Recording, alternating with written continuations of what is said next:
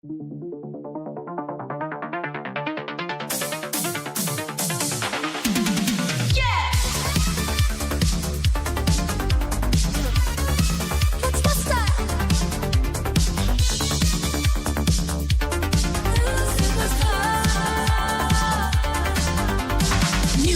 up a lap tonight, got my team ready for the fight. Through the grass and across the sea, writing our own destiny. No time to pause, no time to rest.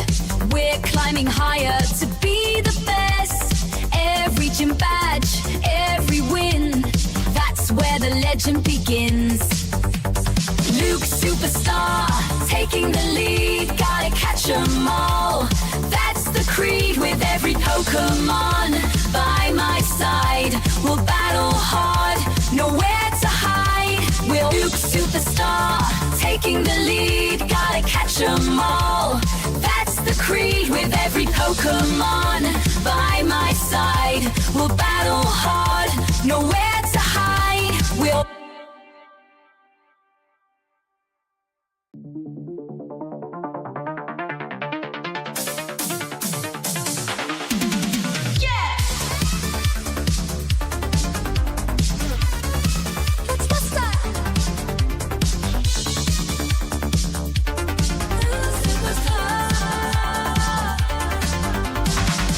loading up a lap tonight, got my team ready for the fight. Through the grass and across the sea, writing our own destiny. No time to pause, no time to rest. We're climbing higher to be the best. Every gym badge, every win, that's where the legend begins. Luke Superstar, taking the lead, gotta catch 'em all. That's the creed with every Pokémon. By my side, we'll battle hard, nowhere to hide. We'll Luke Superstar, taking the lead, gotta catch 'em all. That's the creed with every Pokémon. By my side, we'll battle hard, nowhere to hide. We'll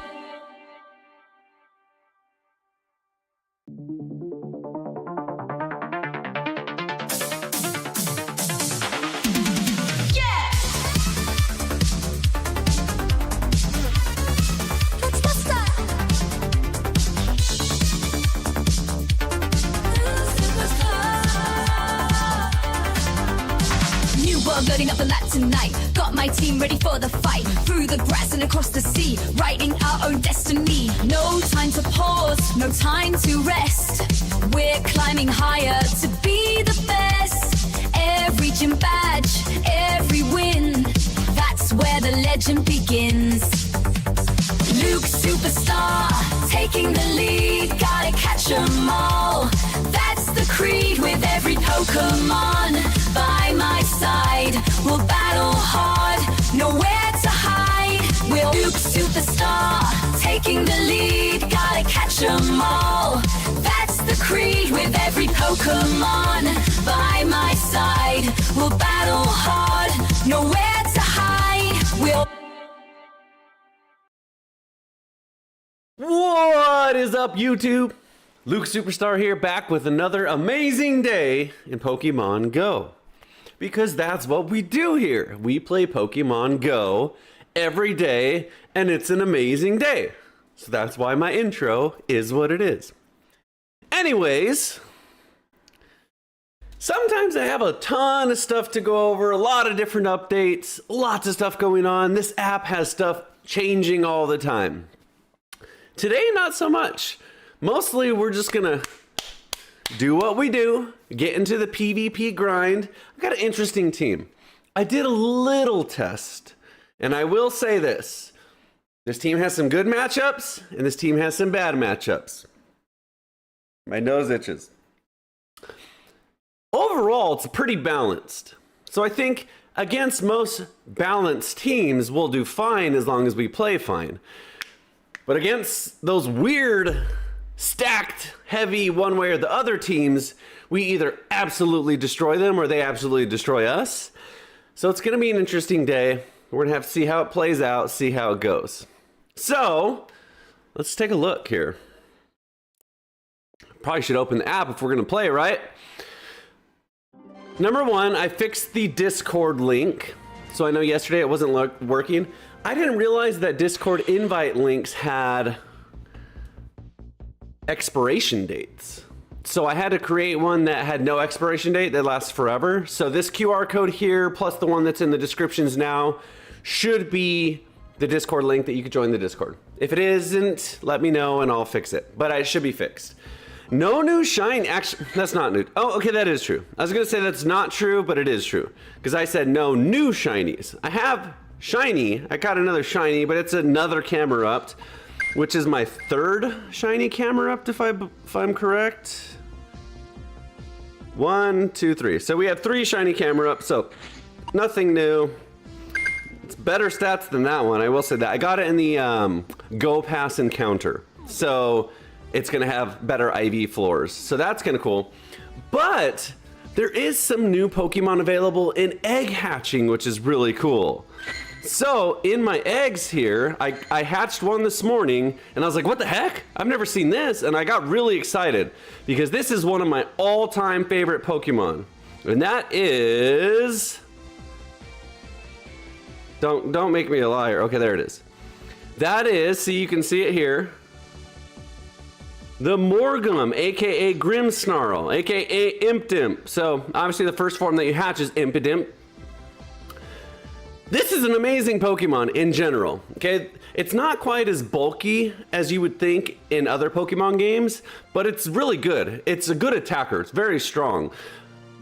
What's interesting about this is obviously Grimmsnarl's a beast. We all know and love Grimmsnarl, but in Great League, Morgum, which is the secondary evolution, is actually better in Great League because it has a little bit more bulk than Grimmsnarl. But the thing that makes this Pokemon so amazing is the typing. Dark Fairy is not a common type at all whatsoever, and it actually works really, really well together. Fairy cancels out your fighting weakness. There's just a lot of stuff. Basically, the only weaknesses that you end up having are the normal Fairy weaknesses, which are Poison and Steel. Because Fairy also cancels out Bug, which Dark is weak to. And yeah. So if I'm not mistaken, your only weakness is Poison and Steel. Yeah. Oh, and Fairy. So Poison, Steel, and Fairy. Okay? What that means is you're good into a lot of different things offensively with Dark. You also have Sucker Punch, which is the best fast Dark move. Good energy build, really good damage. You can also use a fighting fast move with them, believe it or not. Anyways, so this is cool. I look forward to hatching some more. The sad news is the Morgum, which is the mid-level evolution, the one you want for Great League. It's one of those ones that you have to max out to get it to use Great League.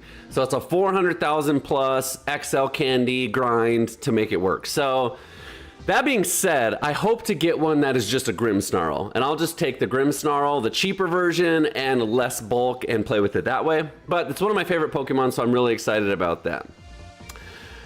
Another one that I'm working on here, what kind of sucks for me right now is all the real ones I'm excited about that I think are going to be good are the ones that are 400,000 and 296 XL candy.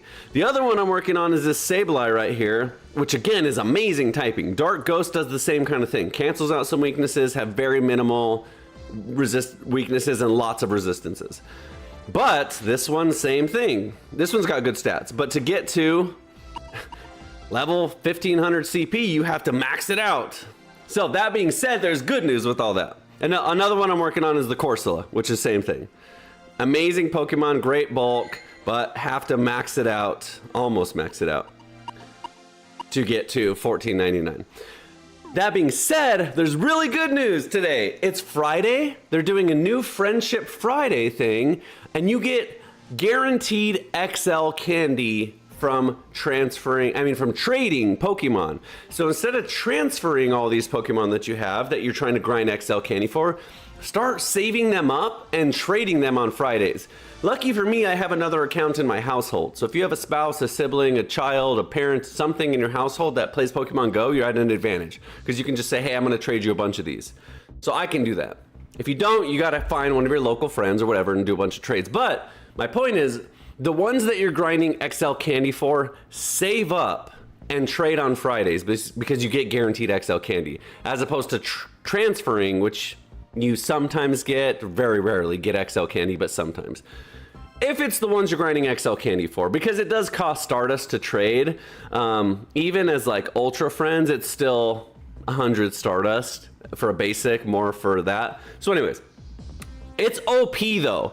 Like, I wish I would have saved, look at this Sableye, okay? Obviously I'm grinding it out, but look at this. I want you to see this because it's ridiculous. Look how much Mega Energy I have. 7,000? You know what that means? During the Mega Sableye raids, I raided a lot of them. What's 7,600 minus, probably 8,000 because I've already Mega Evolved it a lot of times, including today. So what's 8,000 divided by, let's pull up the old calculator because you know Luke Superstar is not good at math. 8,000 divided by, it costs, or you get about 200, we'll say average of 200 Mega Energy. Okay, I can do that math. That math's easy, 40. But anyway, my point is I've caught at least 40 Sableyes in the Mega raids, plus all the ones I've caught in the ground in the past, which isn't many, but some. And I only have 50 XL candy. If I would have stacked all those and sold them, I would have at least 100, if not 200, because it might even be 2 guaranteed. Let me look here. Because I transferred a few, I traded a few, and I definitely got 2 XL candy more than one time.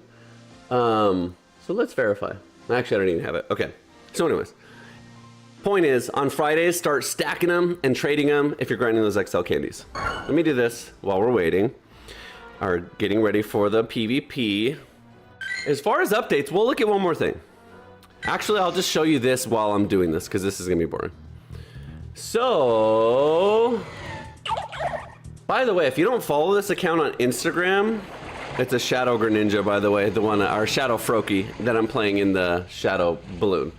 If you don't follow this channel on Instagram, I highly recommend it, G47IX, if you have an Instagram.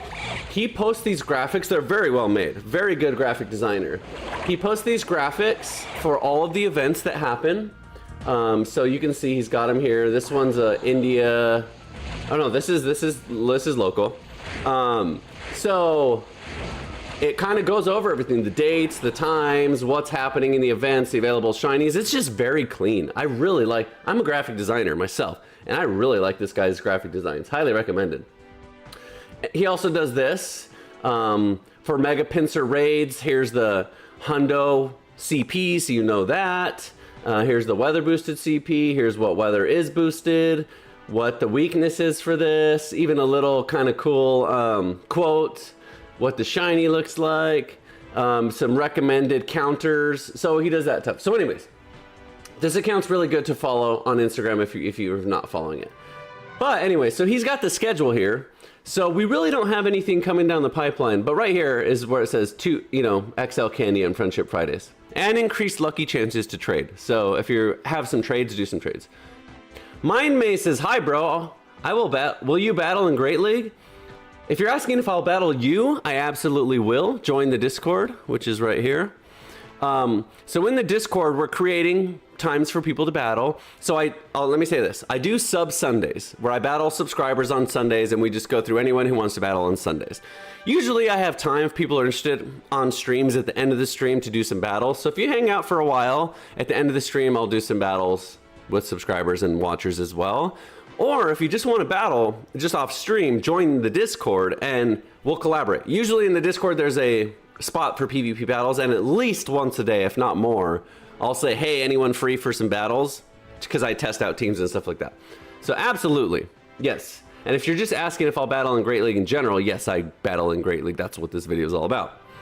So anyways, all that to say, follow that account on Instagram. It keeps you up to date. But we're pretty up to date. Other than being Friendship Friday, that's it for today. But tomorrow is very important. Tomorrow is all out 30th anniversary starting at 10 a.m. Go walk, turn on your incense, because you're going to catch legendaries on the ground. You know what that means? You can catch Moltres, Dialga, Palkia, every legendary, Cresselia, God, there's so many legendaries to even begin to mention. Lunala, all that stuff. So anyways, that starts tomorrow at 10 a.m. So don't forget that. Other than that, that's all the updates I have for you guys. I'm sure you can find it on your own, but I just want to remind you of that because make sure you do that tomorrow. Anyways, that's it. I'm not gonna sit here and bore you with that stuff. You're here to see me. I was gonna say whip some people, but you might just be here to watch me get whipped and laugh at my traumatic experience, because that's fun too. And that's what we're gonna do. So look at this team I have for you today. Number one, the star of the show today is Noctowl. This is a very, very underrated Pokemon. It doesn't look super exciting in design. It's not the most memorable or notable, but it's a really good Pokemon. As a matter of fact, I'll pull up the stats here and let's take a look together. Because this Pokemon is underrated for many reasons. So it's number 2 on the meta list, so it's within the top 100, which makes it really good. Look at this stats. So respectable attack, good defense, amazing stamina, which equates to great for Great League. Good bulk, good enough attack. What makes this Pokemon really good is actually the typing. So normal flying is really good. You know, there's a lot of normal typings, but the coverage move is basically what sets it apart from all the other normal birds. So wing attack, which is just generally a good flying, good energy build, good damage, but you get access to Shadow Ball and Nightshade. So Shadow Ball is usually the better option because the damage per energy is just so much more efficient and it's not extremely. If they put Nightshade at 40, I bet you Nightshade would see a lot more use, but either way, Shadow Ball and Nightshade, and you're a normal, makes you a hard counter for ghost types, any ghost type, except for like something that's going to spam ice or rock against you, which not many ghost types do that, if none at all. Maybe like a Frostlass. How often do you come against a Frostlass? But even if you do, you can fight back. But anyway, it makes it a really hard counter for ghost types because they don't hit you with their ghost, so they're gonna have to hit you with their secondary damage. And if it's anything that's neutral, you saw Noctowl's tankiness. And if it's anything that's resisted, you just win that fight all day, every day. So that's pretty much the coverage. You use Sky Attack, Stab Move, good damage, good energy. Both of your moves are the same charge, so they're the same charge counts, which makes the playability really good and easy. So anyways, that's the star of today. That's my wingman, so to speak, pun intended. And then to couple it up, to pair it up, the team that we have here. This is hard. It's hard to build a team around Noctowl because there's a lot of ways you can do it. You can set it up so that way it really covers weaknesses and stuff like that, and that's the approach that I took. Or you could just leave it standalone. Play something totally random, not random, but something that isn't really synergized with Noctowl but works with Noctowl. So for example, say I had, so currently I'm running Noctowl with Shadow Ball, normal, okay, that's my approach. So Metacham, in my mind, is a really good pairing for that synergy because Metacham loses to Ghost hard, especially Water Ghost and Fire Ghost. Does not touch them because Metacham is using Ice Punch and fighting, okay, so, and Psychic. So we don't touch those matchups. They're really hard for Metacham, so Noctowl wins those. So that's good synergy. But also, Noctowl, being flying, is really weak to rock and ice. Fighting beats rock and ice. So Cradilly, for example, is a good example. Any rock steel types like Bastiodon, which Noctowl doesn't touch, Metacham defeats. So anyway, there is good synergy there. The problem is they both have some Pokemon that neither of them can beat. So here's what I say. Here's the risk when you play a synergized team is they work really, really well together, but they may have double strengths, but they also may have double weaknesses. So a good example of a bad matchup for this Pokemon is the stupid idiot we tried to defeat yesterday, Azumarill. Because Azumarill spams ice and it's fairy and it spams fairy. So neither of them beat Azumarill. What's annoying is, actually maybe it's a good thing. Yesterday we came up against no Azumarils, and I had an Azumaril killing team. So hopefully it's the same. Hopefully they're still scared and people have put the Azumarils away and we don't run into them today. If we start running into them today, I'm gonna be upset because yesterday we were ready to kill them. We only came up against one. But anyways, Azumaril's a hard matchup. That's why I have the Wheezing, because fairies in general, even Wigglytuff, spam ice and stuff. So I really wanted a poison type on my team to fight back against fairies in general. Also, Wheezing has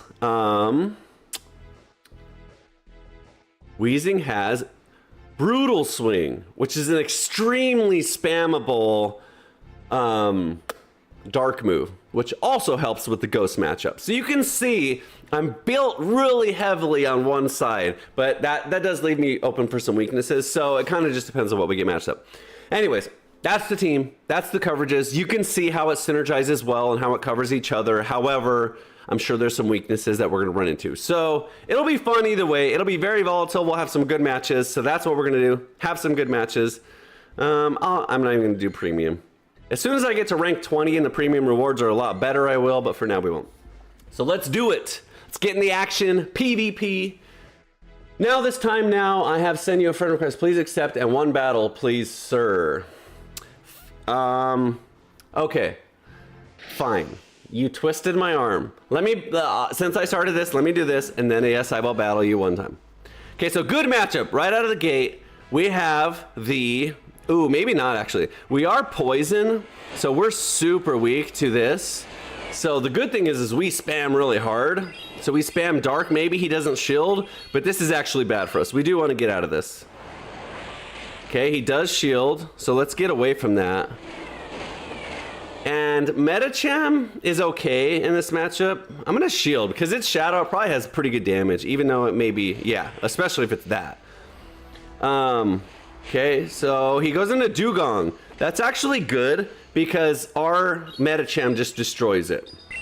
So this is an interesting one. This guy has a really weird team, and it's one of those ones where we have answers for. We're not in a really good place. I think I just tank something. I think he has Icy Wind, so it won't kill. It'll be super effective, but it won't one-shot, see? So that was a right play. That's tough. You know, ice is what we don't want to see, but our Metacham does crush the Dugong here. So an interesting but tricky one. Let's go straight into the Metacham, because I'm not really worried about the, we don't shield, because it's either ice or water. I'm not really worried about the Girafarig because we resist it with Psychic. Even though we are fighting, our Psychic adds the resistance and we just outspam it. So obviously we shield, but we have 2 full charges. It'll KO. It'll KO for sure. We're both neutral to each other. He lowers my defense, but it's gonna be too late. Maybe he just no shields. I don't know who his third book. He probably doesn't have a ghost, or else he would have switched straight into it. Okay, he does no shield, which is actually good for us. Bug. Okay, this is good too. We can get to another charge here. There you go. Bug Rock. This guy's got a really weird team. This is actually a hard team for my team, to be honest, but we're fighting the good fight. This will be good damage. Bug makes fighting neutral, but it'll be good damage. Very good damage. I'll take it. The problem is he has lots of energy and it's shadow. So, God. Yeah, we're out of it. He's got 2 charge moves. What a freaking weird team. Wow. Okay, so that's a good example of like something we're not gonna oh, wow. Does he not have a rock move, or why would he do that? It doesn't matter. But, okay, that was weird. That was a team that I guarantee you guys have never seen before, and I've never seen before. All right, Mind Maze, since you're new to the channel and I'm welcoming you, I will fight you one time. Is this you right here? New York, eh? Well, greetings from Oklahoma to New York, if that's you. So send an invite. I will battle you one time, but just so everyone watching knows, I'm not always going to stop the stream in my normal battle cycle to play everyone. Okay, that's what Sub Sundays are for. But since it's a little slow right now, I will battle you one time, okay? But that being said, like, let's keep the battling reserved for Sub Sunday, so that way it's organized and it's not like I'm pausing what I'm doing to fight everyone all the time. I think that's fair. It's not too much to ask. That's fair. But also, like, I'm here for you guys. Like, I exist for this community here. So I'm not just gonna be like, sorry, you're out of luck. You know, like, I don't mind. I like battling you guys. I actually like battling you guys more than I like battling random people in Great League. But like I said, for me, it's about organization and not getting out of sync, I guess. All right, let's see what you got. I hope you're not just hard countering my team, because that's not very fun. But if you do, you do. It is what it is. I hope you just have a team that you like and you're going to play it anyways. That would be the ideal thing to do. And I'll be able to tell. If you just have a team that just ultra hard counters my team, I'll know you did it on purpose. And then I'll say, you know what? Banned from the channel. /ban. /timeout for 30 minutes. Anyways. Take your time. Take your time. It's not like we got things to do here. Anyways, how's everybody doing? It's Friday, TJIF. Tomorrow's going to be awesome. Tomorrow, and I got sour Skittles. All right, you're running out of time. You better pick quick, or else I am canceling the battle. Tomorrow's going to be awesome. I really hope that I'm able to catch some legendaries on the ground that are really low CP and I can use in Great League. Because a lot of stuff you catch that's good is just too strong. All right, you took too long. Sorry. I tried, but you took too long. All right, back in it. That's one reason I don't want to do that, because we sit and pause the stream and we sit like that. And no one wants to sit here and watch me wait for 5 minutes. You guys want to see action. You guys got things to do in your day. You set aside some time for the stream, so let's keep you entertained. Shiny Primarina. I think that's shiny, right? The yellow hair. That's cool. We got a great answer. We got Poison here. Poison Fairy. So we're definitely gonna out-spam her here. I have no idea. I know she has water. I'm assuming she has ice, like every other freaking fairy water. We'll find out. I almost want to shield. I'll just shield since she shielded anyways, and we'll be tied on shield, because I have no idea what she does. Okay, she has Hydro Cannon. That would have hurt. So that was definitely the right shield. She doesn't catch. She's also going Waterfall, which just got a buff, which is really good now. It's good damage, and it's, look at that damage.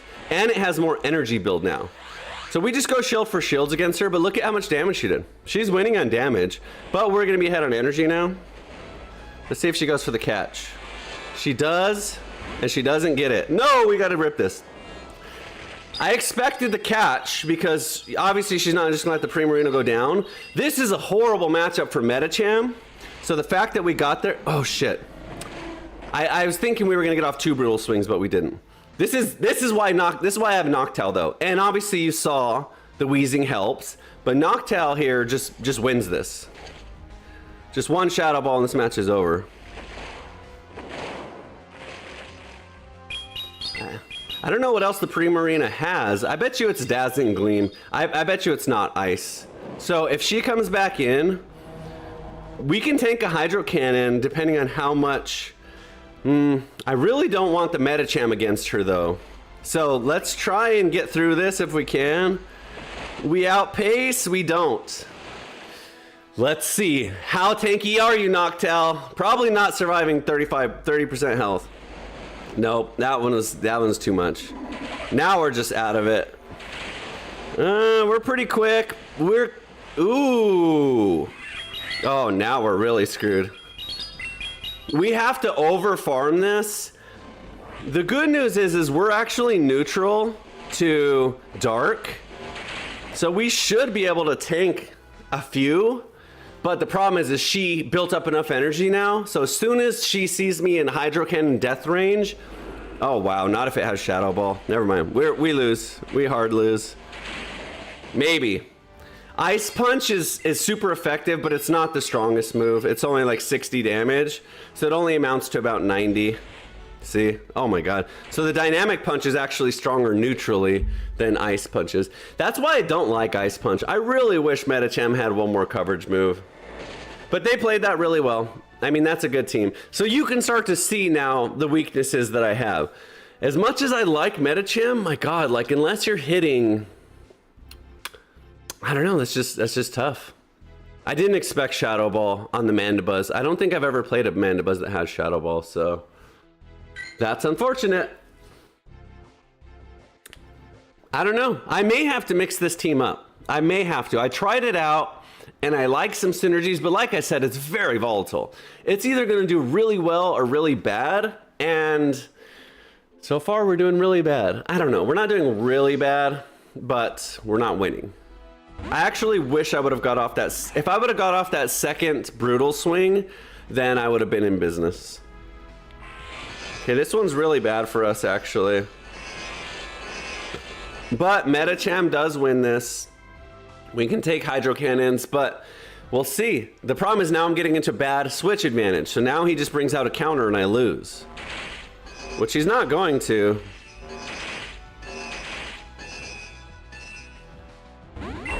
How does he catch that? Dude, that's insane. This game, I swear, this game's timing is so off. Big damage, I'll take it. I should beat him to a move here, actually, too. Yeah. If I would have seen that switch and Ice Punch right away, I would have one-shotted, because it's double strong. That's unfortunate. I really need the Medicham against the Empoleon. Noctowl's okay, but it's not the best. Can I fast move him down here and not use shields? I do. That was really good. I'm going to switch either way because I want the Medicham with energy later, not when he has shields. Guzzlord. This is fine. Guzzlord doesn't have anything super effective. This is another reason why Noctowl is kind of good, because it's typing normal, and normal is only weak to fighting, and flying cancels that out, so that becomes neutral. And flying is only weak to electric and ice and rock. So really, I only have 3 weaknesses total on Noctowl. So usually it's a good matchup. Or not a bad one, rather. In this case, I'm not going to shield this because I'd rather take this than a Hydro Cannon. In this case, it's not a winning, good, amazing matchup, but it's good enough. God, this guy is really good. He's timed my moves twice now perfectly.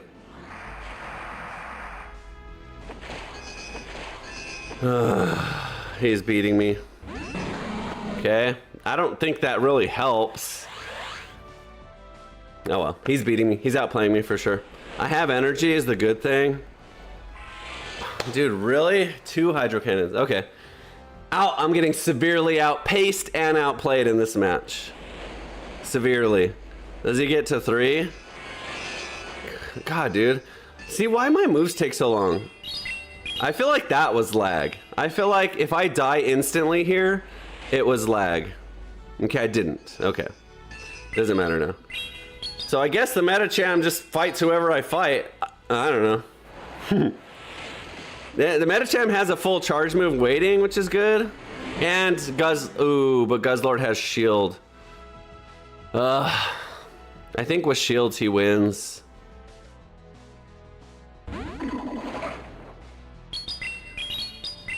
Cause he resists my Psycho Cuts here. He resists my fast moves, so I'm gonna try and fast get there. Nope, we lose. That was close. That was the right play. I just needed to get off at least 1 or 2 wing attacks. Okay, so here's what I'm gonna do. We'll play all 5 in this set just to get through the set, but it looks like this isn't working. The problem is I'm too heavily leaned into the Ghost Normals matchups.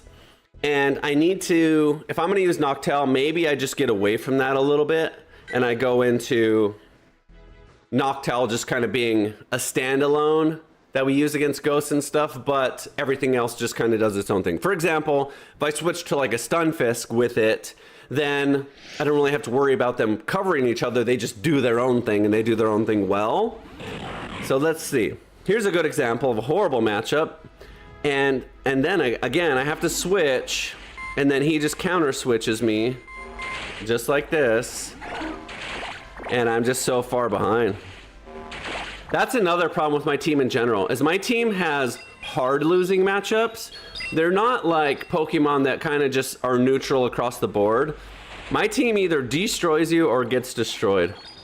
And when I start off with a bad lead right up front, poison against steel, I'm just too far behind. Can't do anything. And look, he just charms me down for free. He doesn't even have to use a move.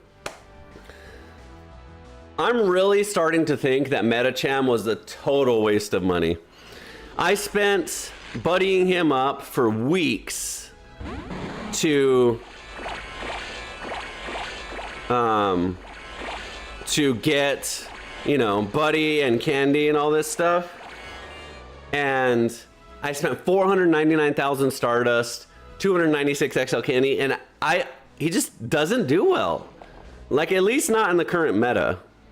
In the current meta, I haven't been able to accomplish anything with Medicham on any team.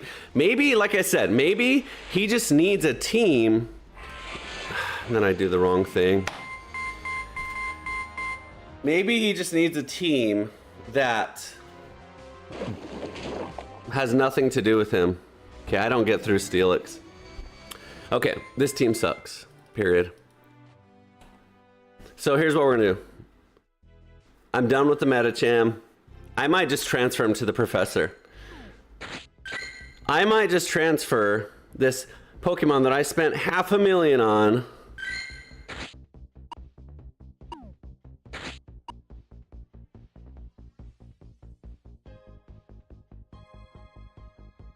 Of course, I'm not gonna transfer it. What are you, crazy? 400,000 Stardust, 500,000 Stardust? Never would I transfer it. But it is sad. Maybe someday, maybe Medicham will get more moves. That's his biggest problem, is his moves.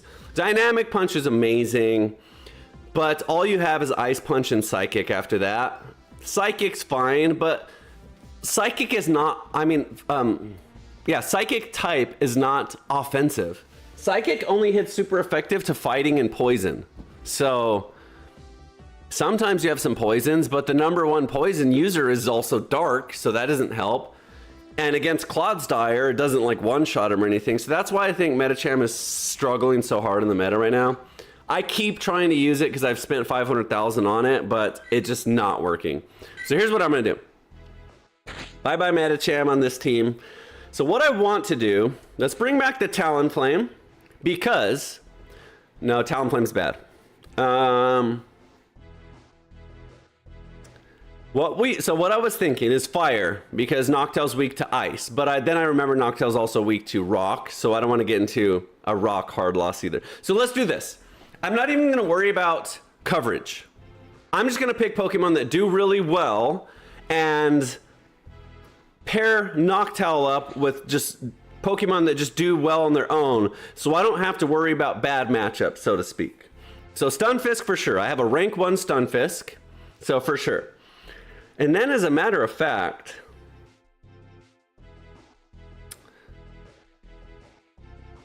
let's go with,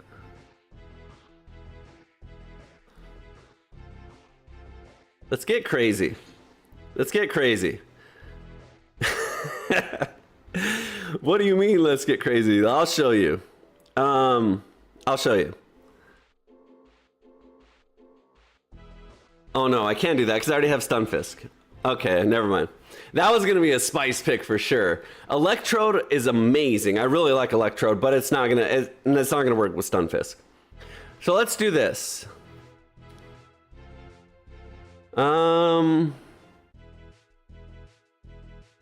Let's just do this. You know what, like, here's an idea of, I'm just verifying really fast that there's no like hard losses. There probably is, but whatever. This is an idea of like, instead of making sure this Pokemon covers this one, and this one covers this one, and this one covers this one. I just say, you know what? They all do well on their own. As long as I'm not in a hard losing matchup, which none of them really have too much, I'll be okay. This is a good one. We are ground electric versus water poison. So that's ideal. Okay, goes into fairy. Now we just go into poison. So, yeah, I don't know. I think this will do better. I mean, obviously we got lucky in that matchup specifically, but in general, this will give Noctowl just more like of a everyone do their own thing. She may have a Psyshock, but again, our Dark cancels out the poison. Dazzling Gleam. Wow. Okay, that's neutral. I forgot that was neutral. Dark. That's the good thing about Drapion. That's why Drapion's good, because he's neutral to everything. But also, that's kind of what makes it hard too. Let's get some farm on the Noctowl here. And then who was his first Pokemon? Toxapex? He'll probably go into Toxapex. Yep. So that's fine because he doesn't have any rock. He may have ice. He may have ice. A lot of water types have ice, but I don't think he does. I think he has water and poison. Toxapex is extremely tanky too. But his first switch was into Sylveon, so maybe he doesn't have an answer for Stunfisk, and I should just go into the Stunfisk. Okay, he doesn't. So he's going double weak to electric, so he did not want to see Stunfisk at all. I understand now. Okay, that's fine. We just spam him down. Talonflame can survive one full discharge anyways. But he doesn't have anything to hit back on Stunfisk. We resist Brave Bird, so we don't shield. For sure not the first one. We resist Brave Bird, so Brave Bird doesn't even one-shot. And if you Brave Birds, he just gets really weak. And then you see right there, Flame Charge is neutral. So now with shields, we just take him down. His Incinerate's strong, but I don't think it's strong enough to get through Stunfisk, which is extremely tanky. The problem is we still need Stunfisk for Toxapex, and now we have no shields. So that's kind of tough. So let me bring in the Noctowl to finish off the Talonflame, and then I can farm. See how I can farm and get some moves. So that's fine. We have shields anyways. We're way up in shields. So I hope Toxapex doesn't come in and fire a move right away. And even if he does, we should have charge priority here. He tries. I don't know why he saved the Talonflame. I guess for a catch maybe later. But I'll just get as much damage down as I can, like that. I should Sky Attack actually. Sky Attack is actually stronger neutral because it's a stab move.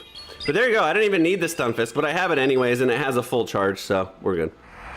But that was better. So instead of like worrying about all my coverages, I just pick Pokemon that generally just do well. And Noctowl is good. Like Noctowl's really good. So instead of me trying to use Noctowl as like a hard counter, I should just use it as like, hey, I got a good Pokemon. I'll use it when it works. So I did, and it worked. So good job. Good job. Natjow. The Wheezing is a liability. You would have made the third move if you threw it on proper timing. Stop making fun of me. I know. I suck. Don't do it. Meta is a blast. Meta Noctowl is good core. Wheezing is tough to run this season. Use an ABB lineup. Yeah, I get it. I just, you know, I think Metacham is great. I just think the current meta, there's just way too many fairies. And the problem is like, there's way too many ghosts. Ever since Shadow Ball got buffed, there's just way too many people that have Shadow Ball. Noctowl's a good example. And so I think Metacham's is struggling right now too. So you're right. Metacham and Noctowl do synergize. I explained that. But I don't know. Maybe with the Sableye, but I don't have that. So we'll see. Anyways. Okay, Scrafty's good. So Noctowl's really good into the Scrafty actually too. I don't know what, you know, Scrafty's weird. Scrafty can be used a bunch of ways too. Sometimes he has Ice Punch, sometimes he has Close Combat or something, sometimes he has Power Up Punch. So I definitely don't shield, but we'll see. I don't know. Power Up Punch. Okay, that's fine, because I'm definitely outpacing him. So by powering up, that means he's wanting to stay in for a while, and I'll just shield the next one. Just like he shielded, so we'll be tied on shields. That does increase his fast move damage a lot, though. So he's pacing with me with fast move damage now. Now I watch for a catch, though, because he's going to be right on my timing here, and I'm sure he's not going to just take another mud bomb. Okay, he is. All right, never mind. I thought for sure he was going to go for a catch, but he wants to stay in it. Maybe he really wants to get rid of this stun fisk. Okay, he just goes down. Okay, I hate this matchup. This matchup is so hard. This is a really good Pokemon. The problem is it's quadruple weak to fire, so you have some really bad matchups, but my god is that Pokemon good.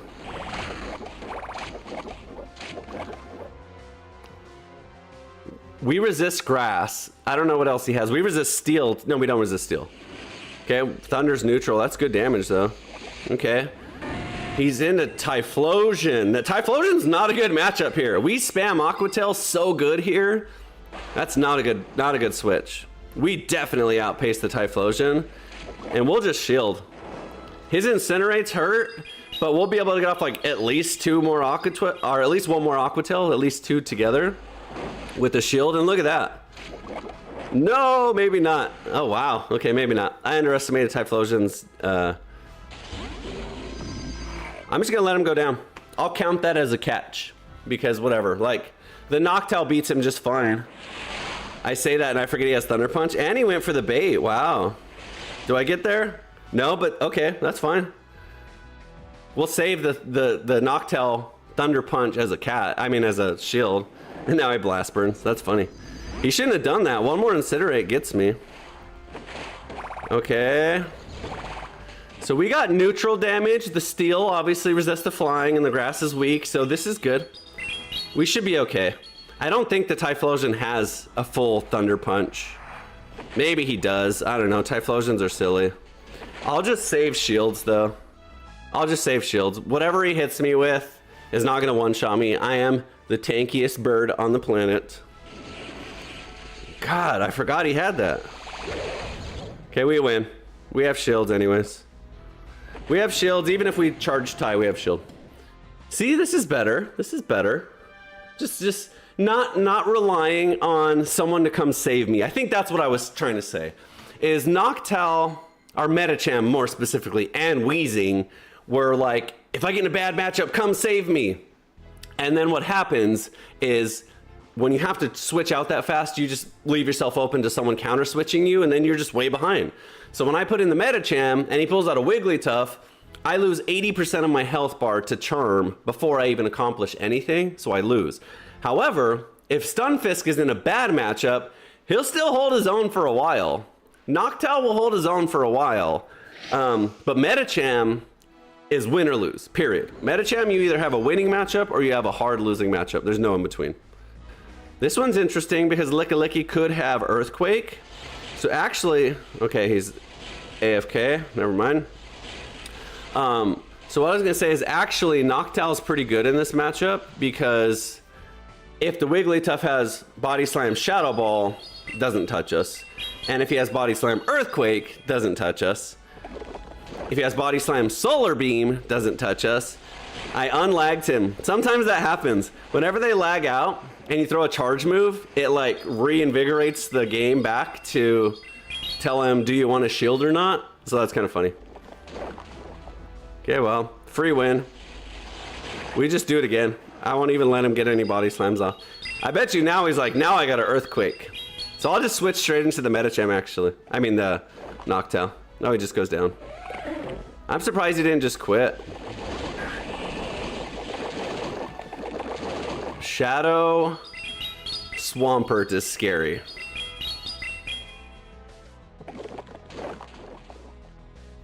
I'm gonna cry. If he comes back and beats me, I'm gonna cry.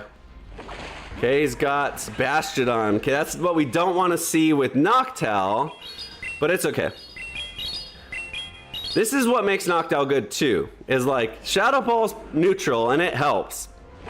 If I was like, I don't know, a bird with only 2 flying moves, for example, or even like Talonflame is neutral, It's kind of tough. I don't know. I don't know what I'm saying. I'm just saying I like Noctowl for this reason. Like, there's a lot of matchups that we just still stay neutral to. Look at this farm down with those rocks, dude. That's insane. I'm not gonna shield. Oh, this is Shadow Bastiodon too. So those rock throws really hurt. Okay. Let's go into the winning matchup here. I expected that. I'm just gonna shield anyways. Not super effective, but I'm gonna shield anyways. Because it's a Shadow Hydro Cannon. And I'd rather just get through this as much as possible. I'll just shield. Eventually I'll have to tank one, so I might as well just not make it this one. I mean, eventually I'll have to take one, so I guess it doesn't matter when I shield or when I don't, but what we don't want him to do is get a catch with the Bastiodon. That's the last thing we want him to do, so we really gotta watch that. Now we just Aqua Tail and it's enough. GG's. GG's. Terrapion's so good. So fast. So fast. That's fine. I'd rather do this. Actually, it doesn't even matter. I was gonna say I'd rather do this because Drapion will outpace this really good. Even though he's got a lot of energy, all he has is Flamethrower or Stone Edge. So, and it's super effective being water. So, that was my thinking. Uh-oh. Uh-oh. Uh-oh. Shadow Stone Edge. Uh-oh. He's got no attack though. We're good. Oh yeah, we're good. Uh-oh. Oh! I'm an idiot. I suck. That was a dumb play. I was trying to justify it to you guys, but ultimately I did what I always do. I get switch happy.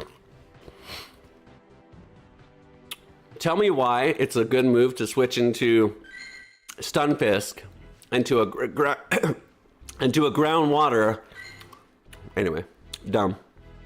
Dumb and I lost, but oh well. Oh well.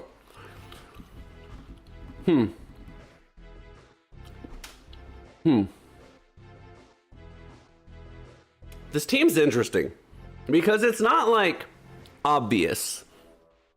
A lot of teams, the way you play is obvious what you're trying to do. This team's interesting. Like this team, I can see being really, really, really good in the right hands, but being really, really, really bad in the wrong. I knew that was coming. This idiot, which I hate. Everyone knows Dunsparce is the worst Pokemon in the entire game. So he hits Noctowl and Stunfisk for super effective, so we'll just switch in the Drapion. He hits Drapion for super effective too. Dunsparce is probably the worst possible matchup in the entire game for us because it's so stupid. It's a normal type, but it hits rock and ground. So for this team, anything that can hit rock and ground is really, really bad. Luckily, he's just letting us beat him and get rid of him, which I just will. I'll use shields to get rid of him because, you know, we don't want anything that can hit our everything we have for super effective. Especially as spammy as it is, I would rather just not deal with it. If he can take out the Drapion, fine. But yeah, that was. He has shields, so I'm not saying that's a win. But that's probably the better of all my evils because if he's smart, he'll Brave Bird then switch. Okay, doesn't. So we'll definitely get one shield out of him here. Oh, wow, dude. What a play. We'll still stay in because our fast move damage is super effective. But wow, that was a play right there.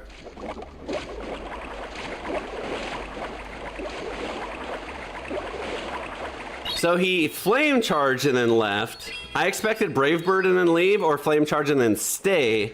And he elected for neither, which caught me off guard. Ah, so annoying. Azumarill beats everyone as usual. Stunfisk is okay into it because his Ice Beam isn't a stab move. But Noctowl, it's just a bad matchup. I may just go back into yesterday's team. Honestly, I just may go back into yesterday's team and see if we can farm some more Isumerals. Some more Azumerals again today. Because, I don't know, like, I like the Noctowl, but the team I had prepared was so bad. Now I'm kind of just all over the place. Obviously. What do you guys think? What do you guys think? I'll just stick with the Noctowl. I'll stick with the Noctowl.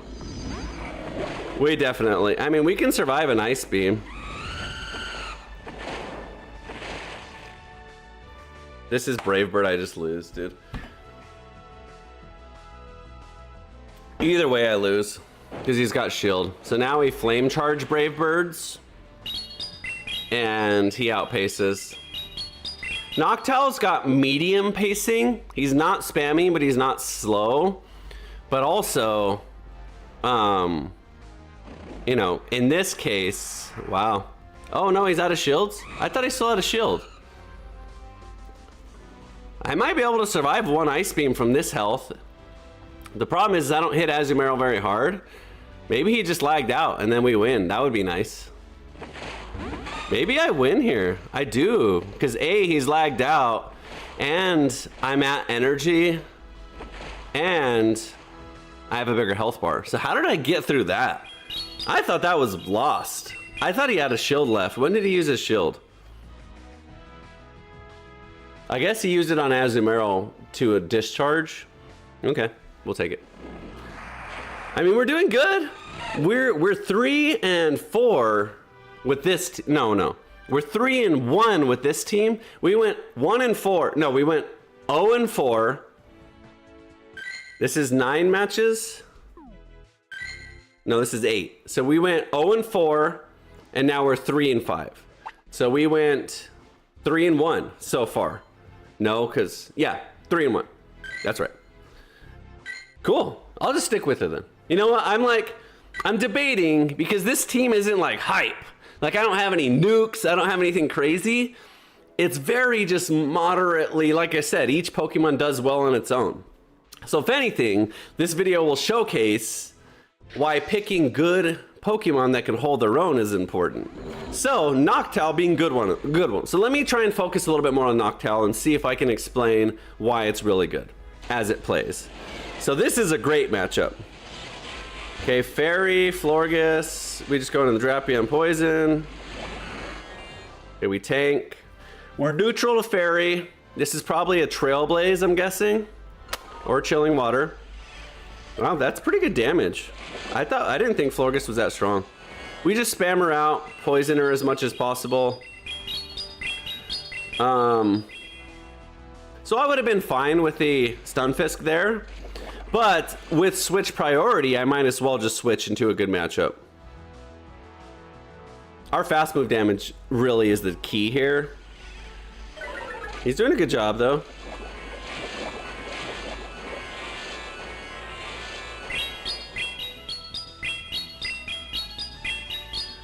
If he shields here, I will consider this a win. He doesn't. Okay. I'll shield the last one. I think I won this, even though he's ahead of me. I'll tell you why. That's why. Because I use a shield, but I have energy. So I'm going to force a shield eventually, pretty soon. That's not good. So we just beat Slowbro. Slowbro is a weird one. I love Slowbro as a pick, as a Pokemon in general. It's one of my favorites, but it just doesn't have, like, it's hard. It doesn't really win against too much stuff. We'll shield. This might be a Scald, which is pretty strong, but our Noctowl wins, our Stunfisk wins. Okay, interesting. That's a good move. He powers up his defense. I don't know. We'll see. He definitely doesn't have Electric, Rock, or Ice. I know that for a fact. So now we have Shadow Ball. We'll tank everything all day. Okay, good. Good for him. Steelix. Uh-oh. So this, okay, so this is why Noctowl is good. Because Shadow Ball being coverage, which I've already explained, being neutral really helps in these matchups against Steel, where flying just doesn't hit hard. I expect a Psychic Fangs or a Crunch here. Psychic Fangs. And he's Shadow. And our Stun Fist just beats both. So, I don't know. Maybe a big Hydro Pump, if he has Hydro Pump, or a big Scald will beat the...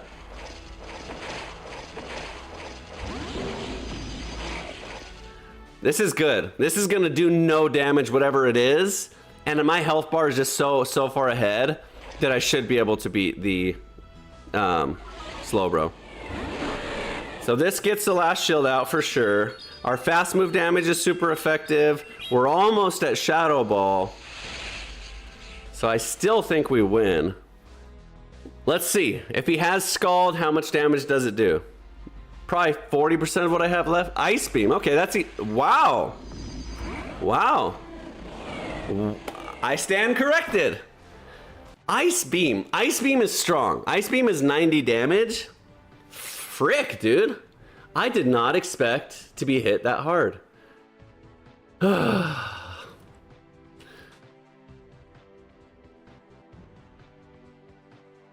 He doesn't have that much health. I mean that much. Why did it do that much damage, dude? Really? I guess that's a lot. 90 plus 20%. That's 118. No, 108. 108 damage is a lot. I guess I only had 40% health. That's about right. Okay, wow. Decent. Here's the problem with my team. This team is not my play style, is what I'm figuring out. It's very slow, and I don't like slow teams. So let's do this, just to have fun. Just to make it fun. Let's be done with the slowness. Let's get into some rapid fire action here. So Shadow Greninja to lead, get some shields out. Let's be done with the slow game and see what we could do. Ninetales, Weather Ball spam. There we go. There's our team. Didn't even think about synergy. Just all I said was, we're going slow. Let's speed it up. Let's see if that helps. See if it helps. Noctowl's good if you like slow, boring matches. Horrible matchup. Run away, run away, run away, run away, run away, run away. Okay, Noctowl in this one. See what we can get done here. Okay. Galarian Moltres. Eek. See, I don't have any Galarian Moltreses, so I'm stuck with Noctowls. Let's see. Can our bird beat his bird? Okay, we won't shield either because he didn't shield. His Sucker Punch is definitely better than our Wing Attack. It's a stab move and it's way more damage. Okay, all right, we'll take that. So, you know, he does beat us. I guess not. If we force shield first, maybe not. Obviously, he shields. I didn't get there. I really tried to get there. I have no idea what its coverage is. I'm just gonna shield to stay healthy. That's why. That's why. That's exactly why. Okay, we have... This guy's been playing for years. Galarian Moltres and a Torkoal. Like, Torkoal's one you don't see often. Okay, but we have answers for the Torkoal. My God, did we just outspam him hard. Unless he's going for an overcharge. You know what he might have? I bet you he has this. I bet you he has Solar Beam.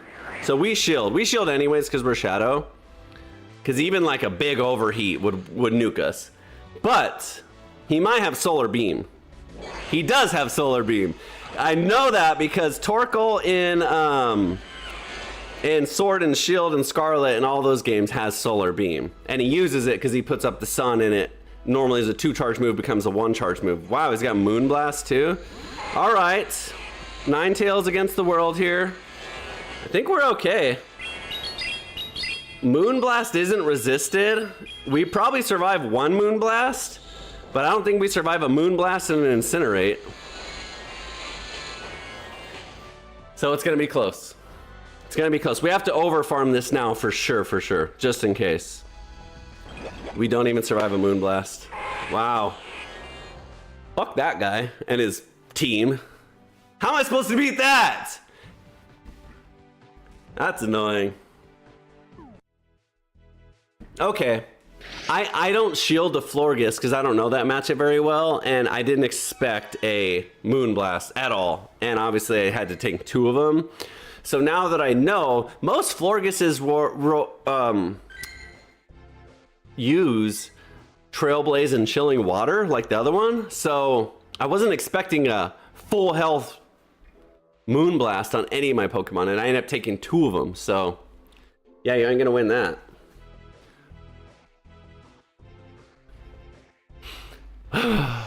Not going well.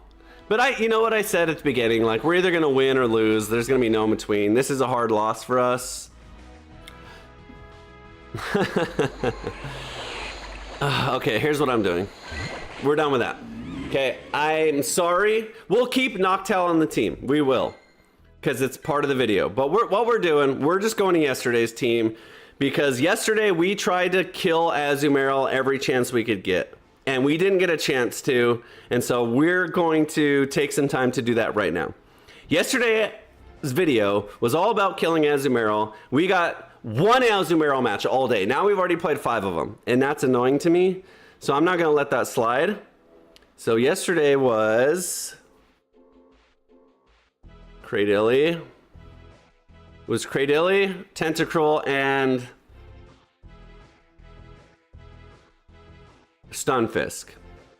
Since Noctowl's the star of today, we'll keep Noctowl, but let's go with the Azumarill killing team. Which is fine too, because Azumarill's a bad matchup for Noctowl anyways. So this team in general is fine as well, but it's still meant to be an Azumarill killing team. God, I hate that idiot. This stream is not what I at all planned today, guys. This is going really awkward. Alright. Obstagoon spams Dark and Fighting. So we just no shield, even though it's Shadow Shiny. Good for him. You know what's funny? I don't know what it is about Friday, but we're playing against all of the hardcore tryhards today. Okay, Cradily absolutely crushes this matchup. Dude, that was fast. Is he using Charge Beam, or if he's using Water Gun, that was way too fast. He is using Water Gun. Dude, I've never been able to charge that fast with Lantern. It seems like it takes me forever to get to moves. I guess I sat there for a while overcharging as well. What are you doing? What are you doing? He probably expected a Rock Tomb bait, and he did not guess correct. Okay, Obstagoon's horrible, because he is fighting, but Cradily did its job, so I'll just let the Cradily go down here. It's fine. I have to. He's gonna fast move me down anyways, but if he used a chart... What is he doing? Okay. Jirachi? What are these teams today? What is going on with my life today, guys? He is Steel, so we are going to Shadow Ball him to death. And I should have Dark. I should have used Dark. In my mind, I was thinking... I don't know what I was thinking. I was thinking I had a Poison move. Okay, we get 1 shield. Can we get 2? We should have Scalded. We had it. But it's fine. Our Noctowl should win. With 2 shields, we win for sure. I don't even know what... I didn't even know this Pokemon existed. I've never heard of this Pokemon until this second. What does Doom Desire do? Someone explain to me what Doom Desire does. I don't even know if it's Ghost. I don't know if it's Psychic. I don't even know what it does. If it's strong, if it's weak. It seems spammy. I don't know how strong it is. What's going on? What kind of day am I having today? This is a weird day. Weird Pokemon on my team. Bunch of team changes. Weird Pokemon on their team. Not at all what I expected. Whatever. Doom Desire. Oh, wow. You mean it's not a move that just doesn't randomly one-shot me? No, he'll get another one. Wow, he doesn't get another one. Is this Pokemon, like, extremely tanky? What is Doom Desire? I guess not. Okay, that was freaking unbelievably weird. What's his name? Sriracha? Jirachi? Doom Desire Steel? Okay, wow. Okay, 40 for 96 damage, steel move. So that Pokemon's pretty mid. It's got 119 defense, 129 HP. Okay. Okay. What's going on? What's going on in my life, guys? Just give me an Azumarill now that I have an Azumarill killing team, please. That's all I want. That's all I want. I just want an Azumarill killing team. I'm stressed. Let me eat a sour Skittle. That'll make me feel better. I'm holding the mouse. I was gonna play on the mouse. Horrible matchup. Cradilly. I'm also running Bullet Seed on Cradilly, so I spam pretty good. What a jerk. What an absolute jerk. Good job. You're better than me. Good job. He's got the ultra meta tryhard team. And of course it's not the Azumarill version.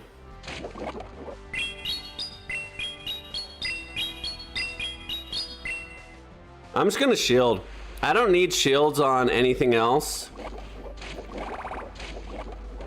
If I can get through this Clodsire. Clodsire beats both Tentacruel and Noctowl probably because he's got ground and rock moves. So I'd rather just try and get through him with Cradilly. Noctowl will be okay against Corviknight. Not the best, but not the worst. Ooh, I was gonna go for a catch too. I'm still gonna shield. Whatever. Use all my shields. That's fine. No problem, man. Crustle is not resistant to rock. Come on, touchscreen. Then my touchscreen doesn't work at the most inopportune times. Shadow Crustle. So we should resist everything here. We don't resist rock, but we do resist bug. I don't know. That's big damage. That's pretty lucky if you ask me. God. What are these teams? Shadow Crustle. Like, it's funny. You know what's funny? It's fine. It's not a big deal. It's totally fine. But I find it funny that I play teams all week long, and it's the same thing over and over and over. It's Altaria, Azumarill, Clodsire too. Okay, we lose. Good job. And now I like slap together a team, and then we have all these other weird teams that all the other teams I had all week beat, but for some reason now we're running into rocks and ices all day long. I just might just come out and say it, that Noctowl sucks. It doesn't, but it's sucking for me on this team.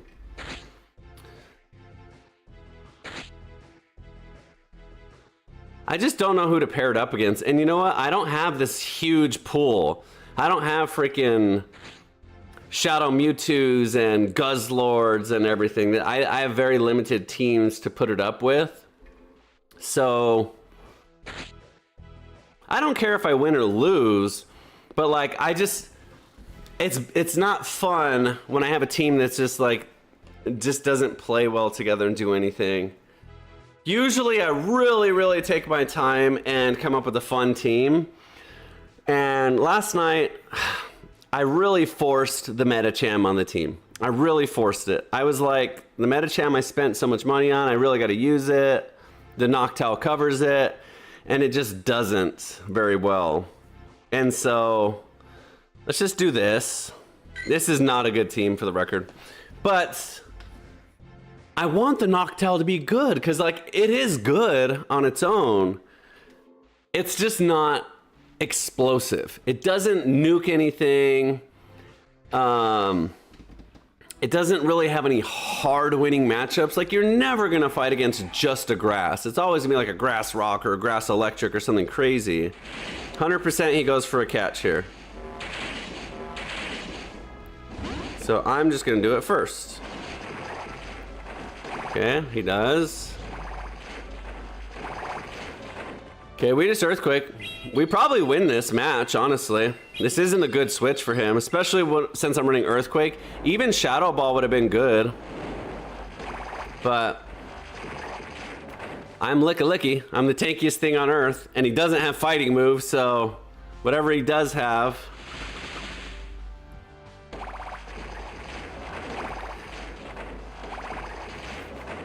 And then he wins charge priority. So Licky's kind of the same thing. Like, not exciting, just not explosive, though. Dude, I have a rank 1 fucking Licky. I'm not having a good stream.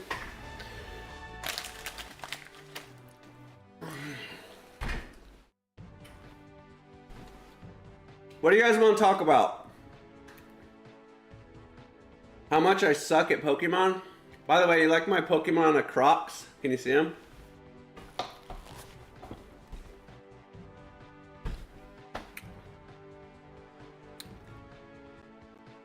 I suck, and this team sucks.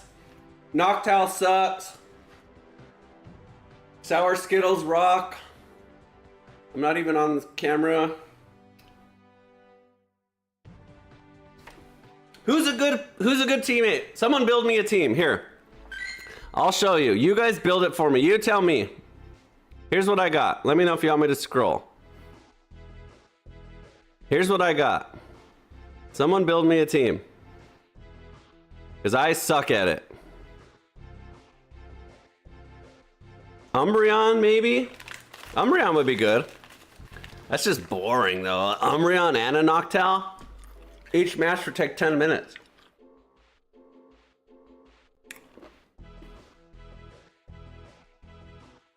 I think I come from a generation of gamers. Yeah, Dino's right, too. So Dino says, new season. So you're fighting top 1,000 players. So I'm over here fucking around. Excuse my language. I'm sorry. I don't mean to cuss. I don't cuss very often. But I'm over here messing around with Noctowl teams. And everyone else is playing their absolute try hardest to win. And that's part of the problem too. I'm 4-7. I'm not getting crushed. But it's just frustrating to have Pokemon that suck. Like, why can't they balance the game? Why is it so hard for game companies to balance games? Let me give you a perfect example. I'll give you a perfect example of why game designers are stupid. Absolutely stupid. It's the easiest thing in the universe to see this. A toddler can see this, okay? A toddler can see this. If I'm a game designer and I create a Pokemon and a team and moves and all this stuff, okay? Why on earth would I ever create a move that is just completely inferior to another one? They do the exact same damage, and this one gains 1.5 energy more. And this proves my point exactly in so many ways. In this case, I'm talking about moves. But it's unnecessarily stupid. There's no reason for this to exist. The coding of this game, the coding of this move existing in the game is a waste of code. Period. No one's ever going to use it when they have Sucker Punch. Sure, there might be a Pokemon that only has this and wants to go with the big damage, but then guess what? No one uses those Pokemon because this move is garbage. Therefore, Pokemon become unusable. So you have unusable moves, unusable Pokemon, okay? The reason I'm saying that, and that's the perfect representation of this problem, is like Noctowl is good stats-wise, okay? But Wing Attack and Sky Attack and having a limited move pool, Extra Sensory is another one. Completely outclassed by every other move. Like, you would never use this move ever. No damage, 3.3 energy. You definitely wouldn't use it on this Pokemon when this does more damage. Why do you need psychic coverage anyways? That just makes no sense. Against fighting. Well, maybe if this was 4 damage, yeah, then it would help against fighting. But that's the only reason you'd ever use it. But you resist fighting anyways, and this is super effective to fighting. So that just doesn't make sense. Poison? Well, poison isn't a big threat. So that's kind of what I mean. Like who's a, maybe, let's see, Gothitelle maybe. So like, look at Confusion. It's just better. It's more energy, way more damage. So anyways, my point that I'm making is like, I'm really trying to use Noctowl here. But like, it's just outclassed. Like a good example is Fearow. Fearow has Peck. Let's look at Peck.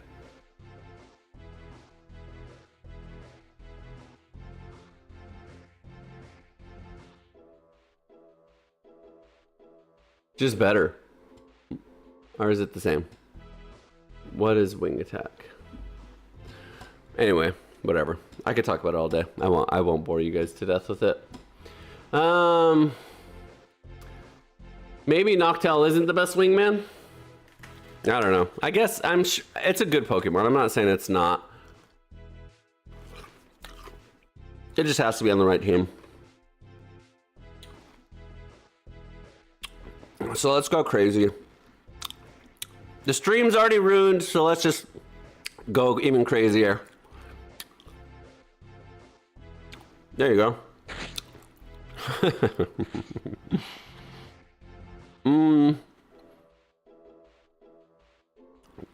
We need something that, let's do this. Let's get real crazy here. Here we go. Triple bird comp, let's go. Now I really got some wingmen. Maybe that's it. I'm out at the bar or wherever. I have one wingman. He's struggling to match me up. Maybe I need 3 wingmen. Maybe that's it. Maybe that's it. Let's try it. Let's try it. Doesn't hurt. Might as well. I got super effective damage to Drapion. Let's go. I'll shield your shadow moves. I'm way faster than the Noctowl already. Drill Peck is really strong too. As a matter of fact, I'm gonna Drill Peck anyways. But I was gonna say I'll just Drill Peck because it's really strong and he might shield anyways. Guess who's getting incinerated, flame charged, and then brave birded. Okay, we don't shield. What does he have? Shadow Ball? Yeah, we don't shield. Whatever. Good job. I should just Brave Bird. I should just go straight into Brave Bird like a champ. If he had 1 shield, I would, but with 2, it's dangerous. I'm just gonna double Brave Bird, double shield here. A double flame charge, double shield. Maybe I just need 3 wingmen. What's up, the real whaler? You're just in time. I'm glad you didn't come earlier, because earlier was just a absolute nightmare. And we're doing good now. I don't know if we're doing good. Our mental state is doing good. Okay, of course he brings us back, but look at our damage. And then, ooh, I pressed it too. I went for the catch there. I went for the catch. It doesn't matter. But I went for the catch, for the record. I don't think this Drapion's enough to get through 3. Or two Pokemon. And actually, I'm going to switch to the Noctowl anyway, because it's more tankier than the Fearow. So I'd rather catch with that. I mean, if he's got like a rock or an ice user in the back. Okay, I didn't time that. Then I probably lose. Or if he's got a Stunfisk in the back, I'm sure I lose. But that's the gamble. 3 birds. 3 little birds. Maybe that should be my theme song, except for it'll get YouTube banned. So he just full shields. I mean, just no shields, just saves. Oh no, he did shield once. Okay. I don't know. What do you got left? Corviknight, of course. Just like Dino said, like we're playing against the ultimate tryhards here, so there's just no way to win. And he's got shield. We just don't win. You just can't win. You just can't win in this game. You can't win unless you're in ultra tryhard mode, and I'm not. I'm in silly mode, and we're getting just absolutely ripped apart because I'm playing like it's a joke. I wish there was a casual mode in this game. I really wish there was a casual mode in this game. Let's do this. Let's play the Kanto Cup. Nah, you can't use Noctowl in the Kanto Cup. Maybe I do this. This is what I'm gonna do. Usually after the video's done, the live stream, I release a video. It has the same title and everything, because usually the title's true. I'm done with the Noctowl, I'm sorry. I tried. I gave it my best. It's not even that it's that bad, it's just boring. It's not great. It's too mid for me. I like extremely exciting explosive teams. I thought the Metacham would bring some energy to it, but that's not working. So let's just be done with it. So let's do this. Here's some Pokemon I've been wanting to try out. They're not good, but I want to try them. So the Metatang is really cool. It's really interesting. Okay, Shadow Gliscor is really cool too. And then the last one I have is this Gabite, which I have used on stream. So I'll kind of talk about them as we play. Ignore the counter. The counter's way wrong now. It's probably 11 and 4, whatever. We'll call it 11 and 4. I'll kind of talk about them as we use them rather than going over them before. They're really cool. And each has their own strengths. I don't know if this team's gonna do any good. So number one, bad matchup because we're steel. Okay, so we're gonna get away from this. Let's go into the Gabite, which is ground as well. And he goes into more Pico, which is an absolutely horrible idea because I'm ground and dragon. So this is a Psychic Fangs. It's gonna debuff me, that's fine. We just outpace him here. We'll shield the dark version of his move, and then we just win. But Gabite has the move Twister, and the move Twister just got a big buff, and so it's really strong. And so it's really spammy, as you can see. I should have just done it the first time as a shield bait, because Morpico's always gonna shield. But look at that. I just one-shot the Morpico pretty much. That's fine, I'll let him go down. With Twister, with the spam version of the move. And I called his bluff again. Gastrodon, so let's, Okay, now what? Gliscor? Gliscor's actually good because I resist Mud Slap. The water is super effective, but I have 2 shields. So Gliscor's really cool because Gliscor just got the move Acrobatics. And Acrobatics is absolutely OP, especially on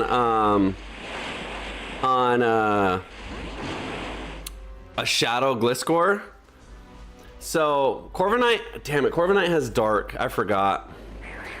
So Corviknight's Dark move is super effective to us. Corviknight's a hard one, bro. In general, it's such a good Pokemon. If you don't have Fire, you don't beat it. If you don't have Fire or Electric on your team, Corviknight just runs through your entire team. And we don't. So just know that. If you guys are playing and you don't have Electric or Fire on your team, you better have something that's at least neutral to Corviknight. At least Water or Rock or something neutral, because it'll just absolutely run through your team.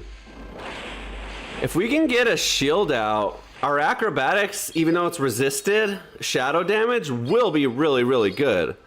But I don't think we're gonna get a shield out. It has no reason to shield anything. And we can't, it's not like we can do a catch because our Gliscor is not very strong. It's shadow. So it's just an unfortunate matchup. But Acrobatics is ridiculous. I almost have 2, so maybe I can get through the Gastrodon, not with shields. He elects to save the shields for Gastrodon. I'll just Sand Tomb because I'm sure he shields at some point. And Sand Tomb has a chance to debuff if my touchscreen works. But I don't know. Yeah, he does. Maybe I get through this. Come on, Acrobatics. Hopefully this is a body slam and not a water pulse or whatever. Nope, we lose. You can't beat these teams, dude. Unless you're in ultra tryhard mode, you can't beat these teams. Or I can't. But I hope you would. So here's another problem. The fucking Morpeko surviving with 1 health is bullshit, as usual. But these Pokemon, in general, on their own, this team sucks. I suck today. We're losing. It is what it is. I'm over it. It's fine. These Pokemon individually are all really, really cool. So I didn't really talk about them, and that's what I was trying to do. So Metang is Steel Psychic, which is really cool. And Empoleon's tough because we don't do anything. Fast Move is Furry Cutter, which is really cool because it's really fast and good damage against a lot of stuff, grass and stuff. This is just a hard losing matchup here, no matter who we go into. I guess we go into the... I don't know, we just lose. I guess this is probably the best. Okay, even better. This is the matchup we want. We hard spam the Altaria with these. Its fast move damage is good, but we're gonna force shields here. Or this one-shots. It's really strong. It doesn't one-shot, okay, I'm a liar. Altaria is retarded. God almighty. That was good though.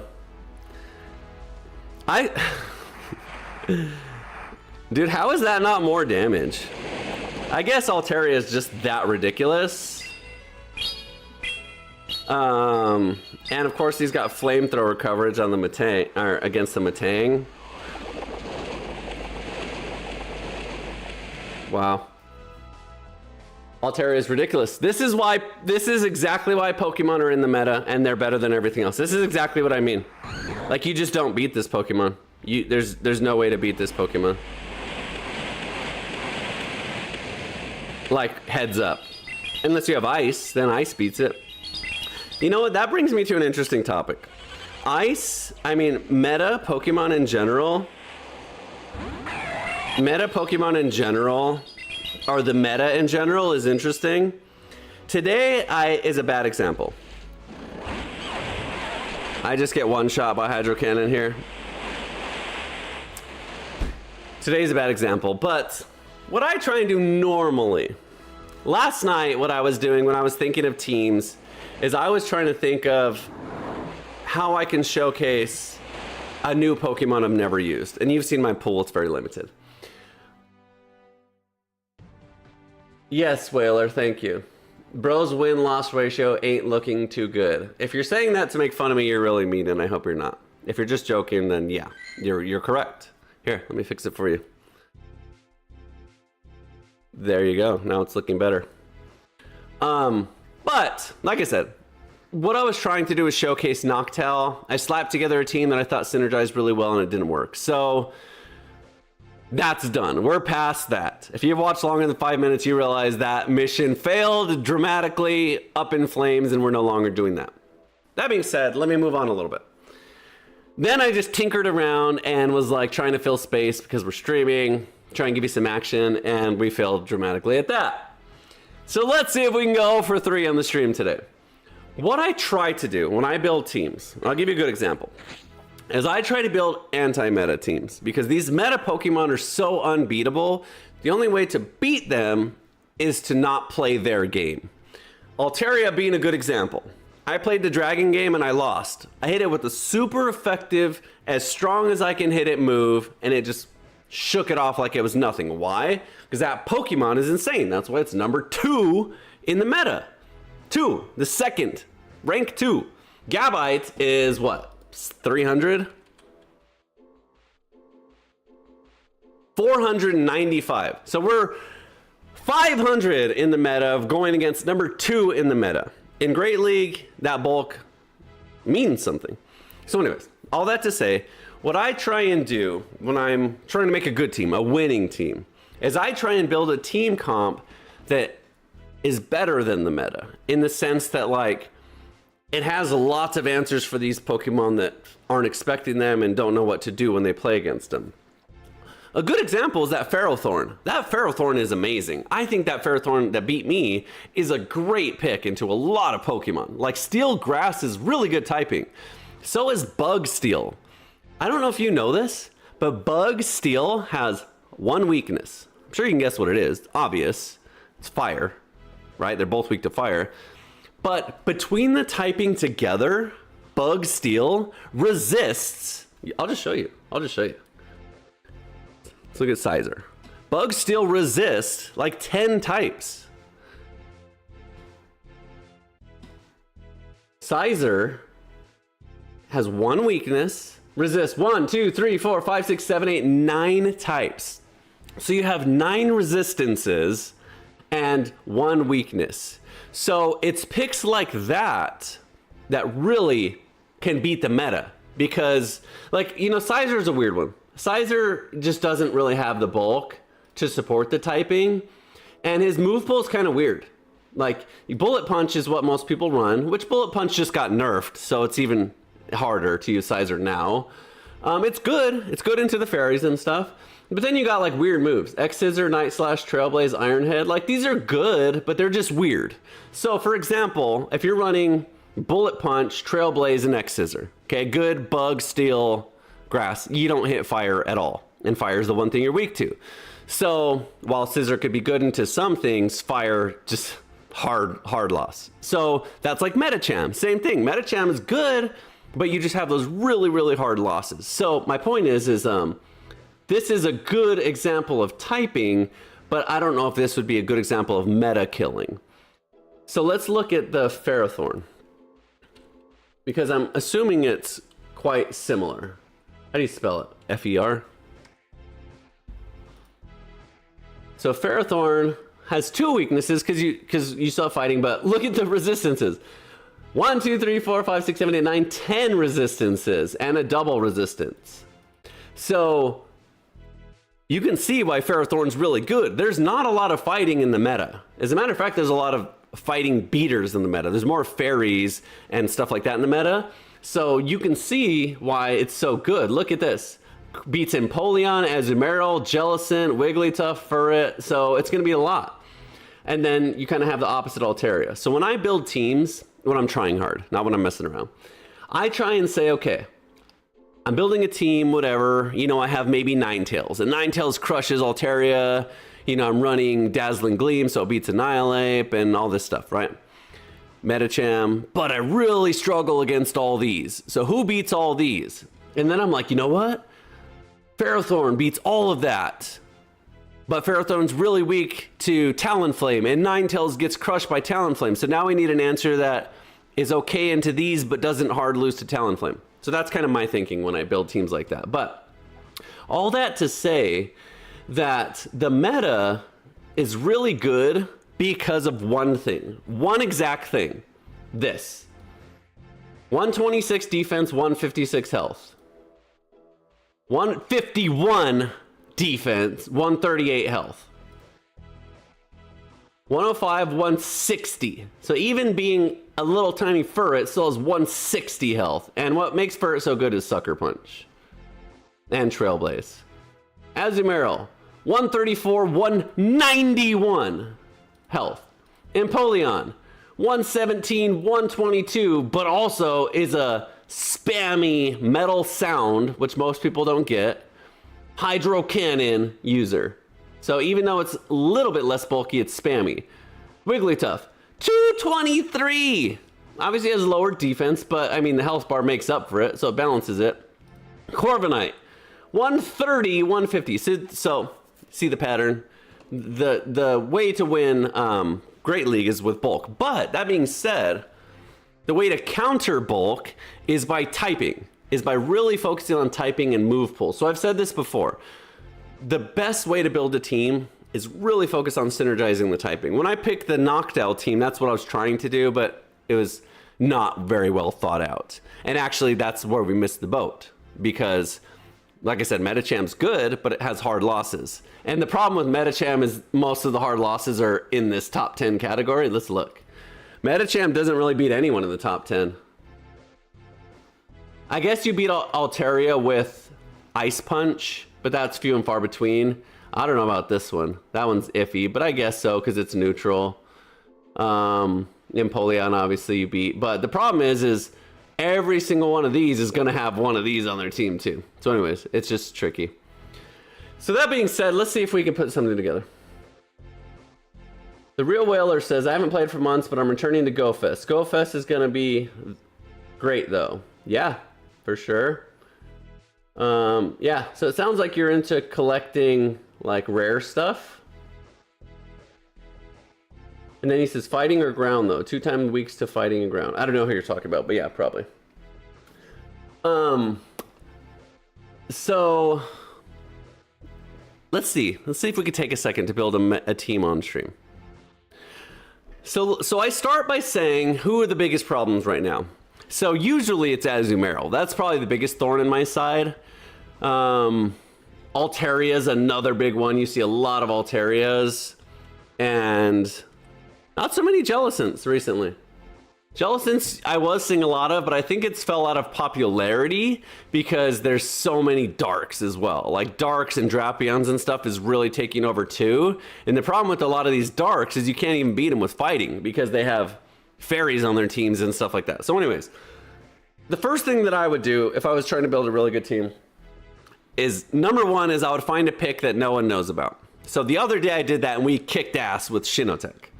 Shinotech is extremely bulky, just like the top meta Pokemon are, but it's got good typing, grass and fairy, Astonish as a fast move, so you're beating a lot of the ghosts because they're not hitting you super effective with that. The Sucker Punch users, they're not hitting you because you are fairy. So anyway, so Astonish is good. Seed Bomb is spammy, and then you saw how strong Moonblast was when it hit me. So that's a good example of a pick. So Shinotech's really only weakness is like flying and fire because of the grass. Steel, obviously we don't hit steel at all as well. So I would start with this pick and I would say, okay, this does really well into a lot of things. Obviously all the waters, all the darks, all that stuff. It's going to struggle against poison because it's quadruple weak to poison defensively, but it doesn't touch steel or fire offensively. So I need something that's also not weak to poison, but beats steel and fire. I forgot who was on my team when I built this team, but anyway, that's my thinking. That's how it goes. So let's pick one today and kind of build a team around it. So generally, okay, so I have a rank 1 Ninetales. So let's start there. Okay, so let's say Altaria, Corviknight, these are a big problem in the meta. Okay, so Ninetales, even though it's fairy ice, I think actually beats Corviknight because Corviknight doesn't run steel or fire or anything. Yeah, you do beat Corviknight. So Corviknight uses ground, fast move, flying, air cutter, and dark, which we resist dark, which is its strongest move. So it really doesn't have any big damage for you. It can whittle you down for a little bit, but it doesn't have big damage. And you out spam it with Weather Ball, and Weather Ball's neutral. Okay, so let's start with Ninetales. So Ninetales' biggest weaknesses are, obviously it's weak to fire, but Ninetales uses chilling water to kind of help that out. So you don't want to be in the fire matchup, but if you end up in one, you have something, okay? It's really good into flying, it's really good into grass. It struggles against poison a little bit, depending on the typing. It's really bad into steel. So I would say the biggest weakness for Ninetales is probably steels and water, because we don't hit steel or water hard at all. So what beats steel and water? Okay, so that one's tricky, because normally with steel, you're just like, okay, fire, ground. But those don't beat water at all. So let's see what it says. Okay, so Jellicent, water's probably a good one because water's neutral, but if you have a coverage move, it works really, really well. So actually, like, a good example would be Furret, maybe. Steel doesn't resist electric, so you could have some electric neutrals as well. So Stunfisk, there you go. I think that's a good answer. So Ninetales doesn't hit water very well. Stunfisk can struggle against water defensively, but offensively it hits water really hard. So Stunfisk also beats fire, which Ninetales is weak to, and Ninetales crushes grass, which Stunfisk doesn't do well against grass. So that's a really good one. And then also they both beat flying. So then you got some offensive domination as well into some typing as well. Stunfisk doesn't beat Altaria, but it goes even with Altaria, I would say probably. So anyways, so then I would say, okay, Stunfisk. I would do a little bit deeper dive than that and just really make sure there's no hard losing matchups. So like a Jellicent might be tough, but anyway.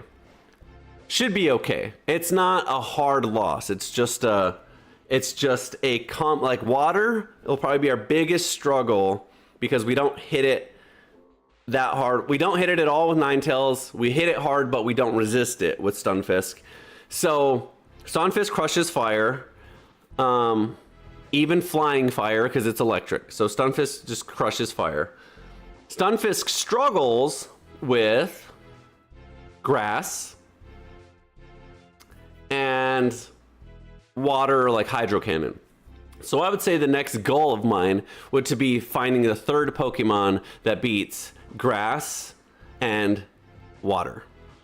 So what beats grass and water? So Ninetales kind of already beats grass, so grass isn't the biggest problem. But what beats water really, really hard still? Grass. And grass poison beats grass as well. So maybe I would kind of go down the grass road as well. We beat flying really hard. What if grass's biggest weakness is flying? So we have flying coverage. So that's probably the route I would go down. I'd probably say, okay, this team has good synergy. So I'm just gonna say, I don't really have too many grass Pokemon. The Shinotech's really good actually, but grass doesn't hit steel either. And Stunfisk is our only answer into steel. But really the only steel users are like Corviknight, Bastiodon, and Steelix, which Stunfisk beats all those. An interesting pick is Electrode actually. Grass water, but I just run electric. Ludicolo is really interesting too. So Ludicolo crushes water because I double resist water and I have grass to fight back.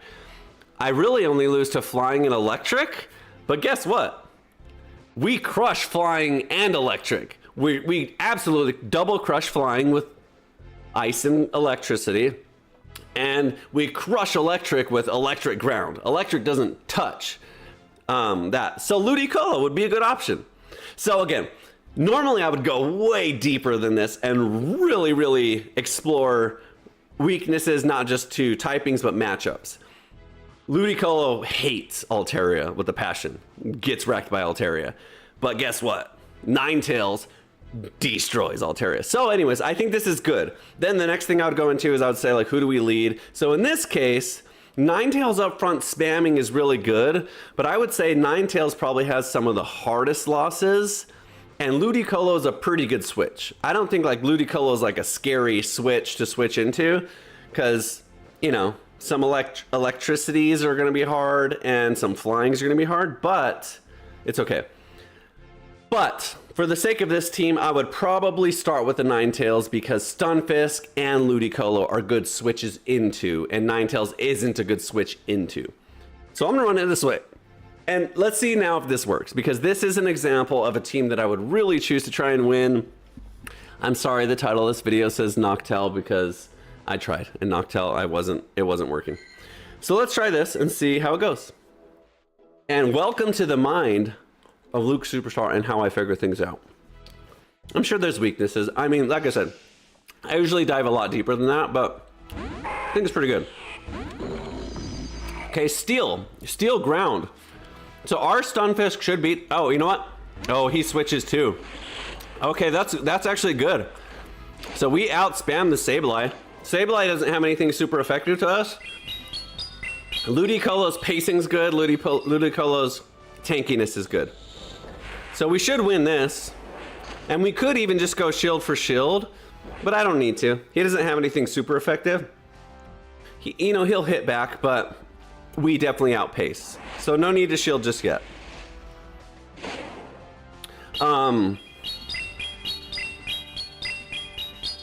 But, I mean, Ludicolo crushes that other Stunfisk, actually. Maybe that's even better. Okay, now I'll shield. I should be able to fast move farm him down. The Ludicolo would have been a hard answer into that Stunfisk, as a matter of fact. But we'll just go into our own Stunfisk here. Our own Stunfisk actually probably beats that one too, as long as we don't get hit by an Earthquake.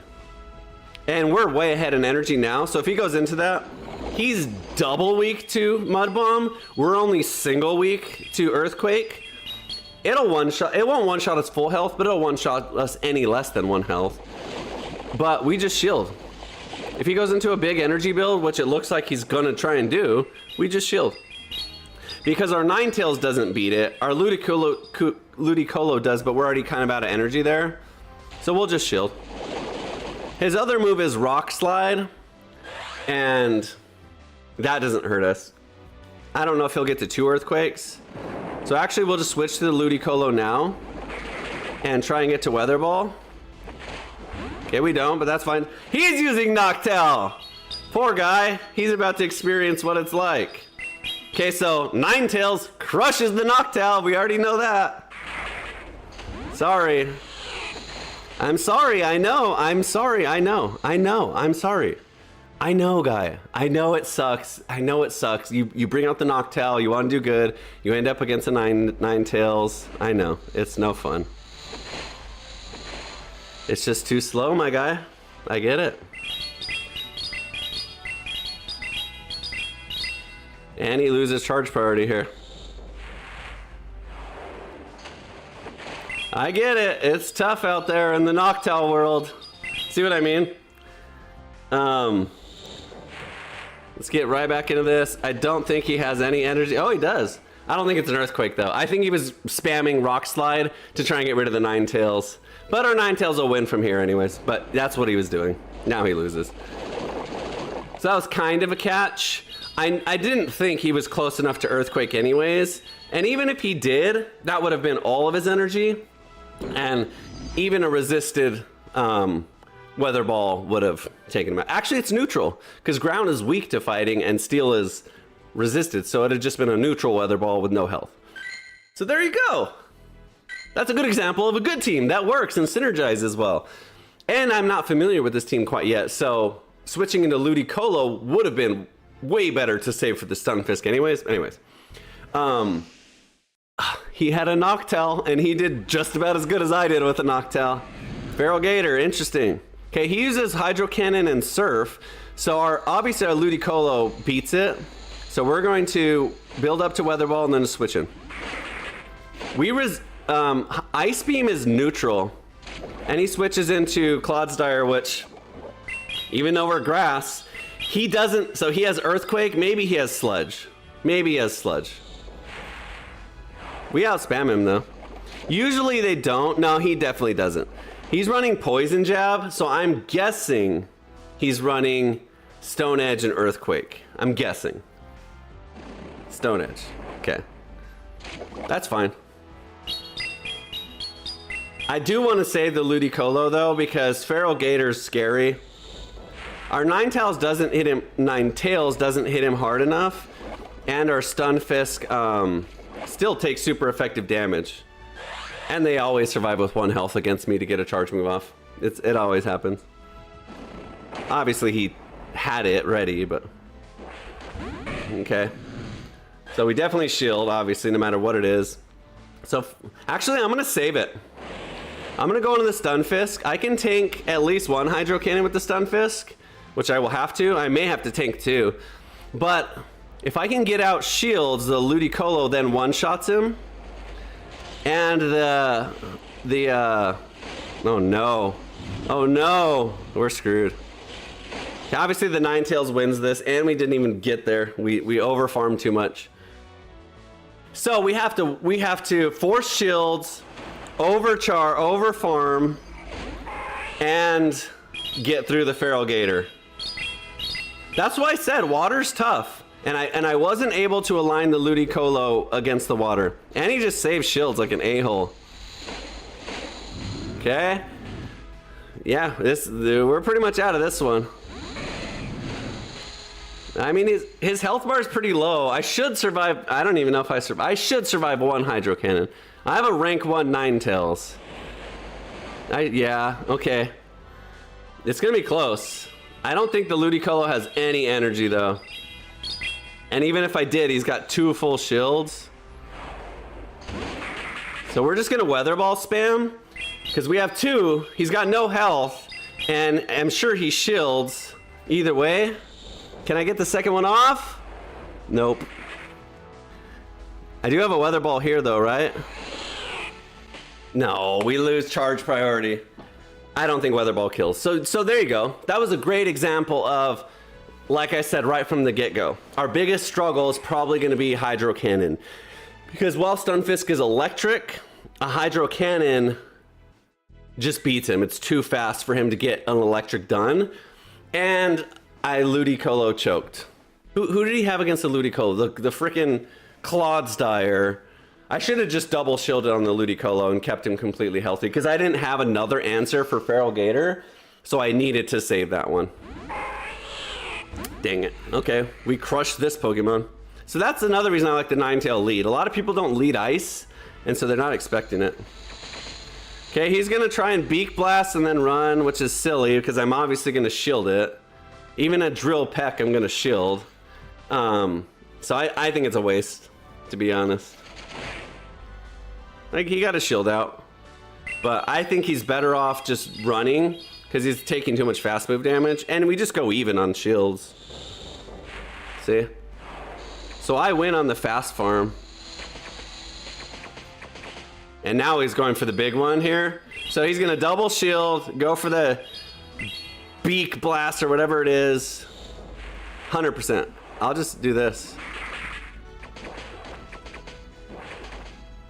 Because we're going to shield either way. I'd rather get some energy up on the Ludicolo before I do that. Did he get to 2? Okay, he did. Bad play. Bad play. Bad play.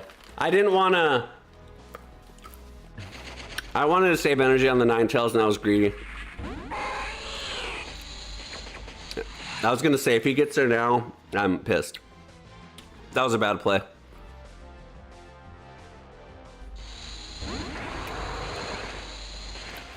Okay, let's debuff him. Stunfisk just handles the obstacle no problem. But I gotta buy some time to get the switch timer in. Okay, there, it's ready. Especially with an attack drop. Who's he got? Marowak? That's not good. The good thing is he's got no shields and our Ninetales beats the Marowak. But I think we expended all energy on the Ninetales. No, we have some, right?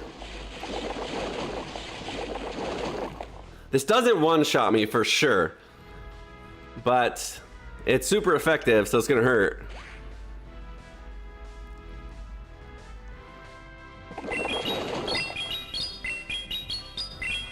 So this is I made a huge mistake. This team's good now. I'm just playing about as bad as I could play.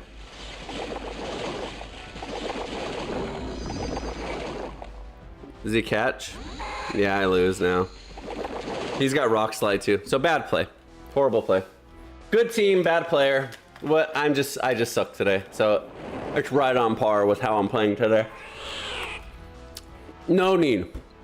Zero reason to switch to the Ludicolo. Instead, I switch to the Ludicolo, use a shield. Sour Skittles. Use a shield and go down. Worst case scenario.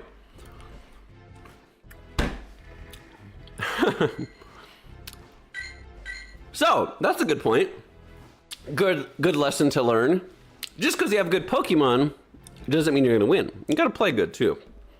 I suck.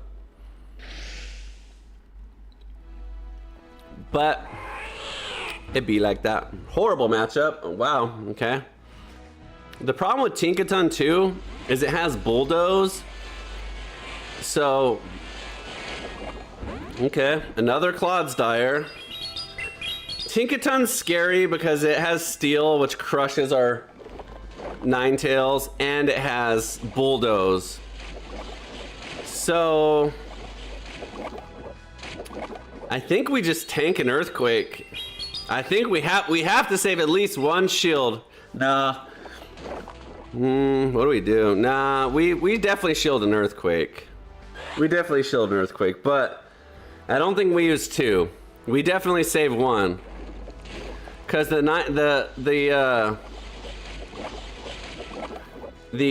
Tinkaton can one-shot my Ninetales. Steel is double effective to Ninetales. Okay, perfect. Now I hope it's an Earthquake or a Stone Edge. We resist both. Do we resist both? No. Okay, we resist that. Okay, this is actually good. This is the matchup we want. Because she has Bulldoze and Steel, I'm guessing. If she doesn't have Steel, if she has Play Rough, that's good. Perfect. That's what we want to see. Because then we know she can't crush our Ninetales in one hit. Our Ninetales is resisted, but we at least know that. So we can go into the Ninetales safely at least. That helps. Getting this Weather Ball off health. So we definitely need the Stunfisk to beat the Tinkaton, which we get into for free now with the shield. So Play Rough and Bulldoze. Bulldoze doesn't one-shot. Even though it's super effective, it's not very strong. Oh, he doesn't even have it. So she does have Steel. Okay, so we have to beat her with the Stunfisk. I was overcharging in case of a catch. How did I lose that timing? Okay, we definitely don't shield. Play Rough and Heavy Slam. Stunfisk is a beast. Especially a rank 1 Stunfisk, which is what I have. Perfect stat Stunfisk. There you go. Now the Ninetales should win. Oh my god, are you kidding me, dude? God, never mind. Never mind, bro. Of course he's got Azumarill at the end. Clodsire, Tinkaton, Azumarill. What are you gonna do? You just don't win. I resist, so maybe I survive long enough. Oh, I should have Chilling Watered. I should have debuffed him. I guess it doesn't matter. Because I resist, so if anything, I try and out-spam him. That's just not enough, though. Oh, I have a shield? Okay, let's save the shield. Play Rough. Hydro Pump, dude? What am I facing here? What am I facing here? Hydro Pump, dude. Hydro Pump, guys, that's what we're playing. Azumarill with Hydro Pump. Take that. Now we shield. I'm gonna try and bring in our Stunfisk, and I don't know, he probably just goes down right away.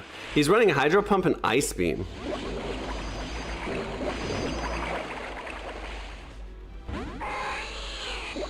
Come on! This doesn't win, I don't... Oh, it does win. Wow. Wow. Talk about a hard matchup. What a good team. What a good team. That's how you beat the meta.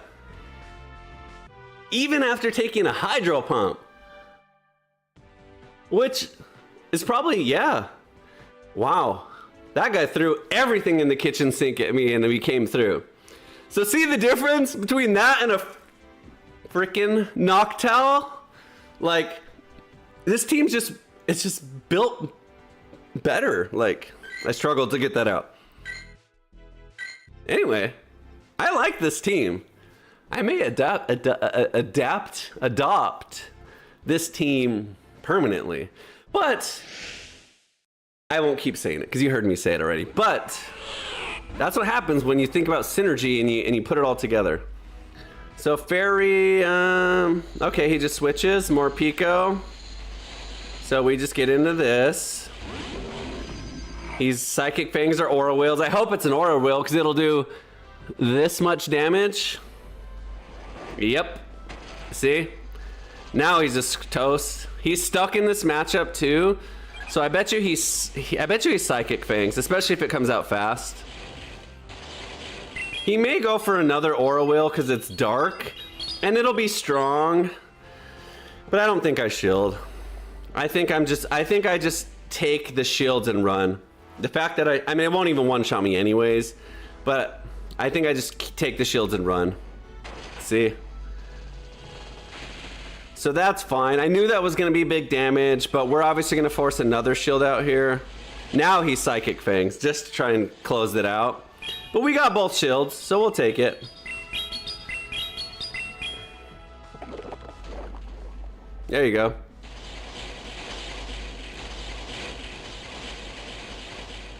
Okay, wow. He saves it. That's fine. We got both shields out and free damage on the Obstagoon is the way I see it. So we got to get in the Ludicolo now, though, because that's what we don't want against the Morpeko, because the Morpeko can one-shot that. And Obstagoon doesn't have anything super effective here at all, so we definitely don't shield. So we'll see who else he has. Hopefully it's something weak to ice. Would be ideal, but it doesn't really matter. We're just really far ahead now. I don't think I'll shield anything. I think I just spam it all the way down here. I'll tank one more if he's gonna throw one more at me. If he gets to 2 more, then it's fine. The Ludicolo is not what we want in the end anyways. I don't know. We haven't seen his last Pokemon. Okay, it's fine. Even better. So that's exactly what we want. So we have Fairy, which resists dark, Ice, which just crushes flying, and we have 2 shields. And I'll save the I'll save the Ludicolo for a catch. So we'll save 1 shield for the for the Morpeko no matter what, because this is gonna do nothing. Should be in the bag unless I don't do something astronomically stupid.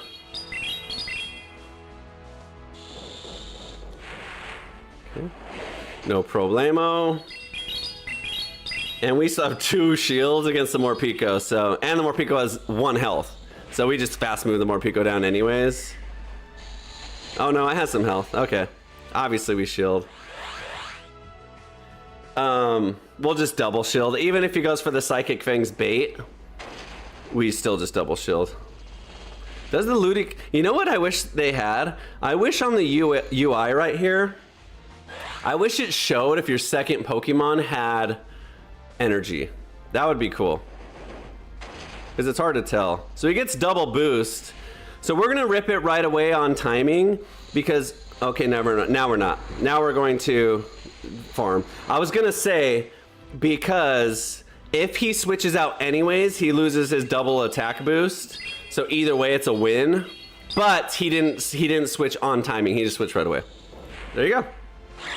Another win. 99-0. We're crushing today. Let's go, undefeated. Are we? No, we've lost 1 match with this team, right? I think we've only lost 1 with this team, if I'm not mistaken. Yes, because remember I said, it's not how good your Pokemon are, it's how good you play, and I suck, so yeah.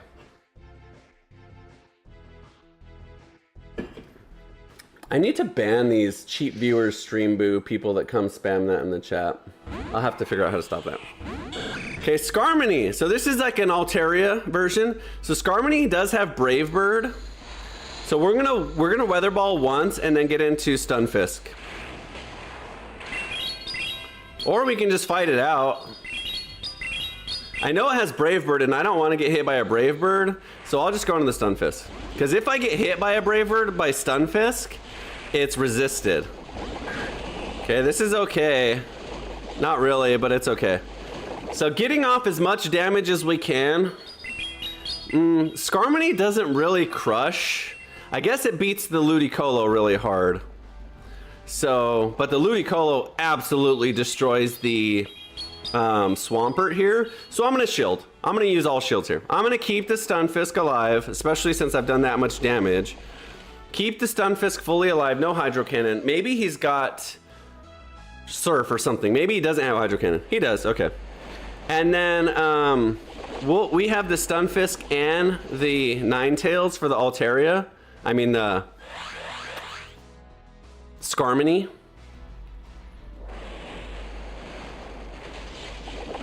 Come on, fast moves. Dang it. I got greedy.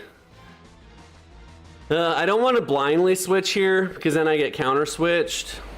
God, that's annoying. Go away. God, that was annoying. Of course. And he's gonna tank it. Son of a bitch. I expected the Skarmory to come straight in. Son of a bitch. That was worst case scenario. All that energy just completely wasted. If I would have Mud Bombed, that would have been fantastic. That would have helped a lot. Okay, I'll save it for a catch. We hard win this. That's fine. As much damage as we can get down on the Skarmory or shields with the Ludicolo is advantageous because we'll win from there.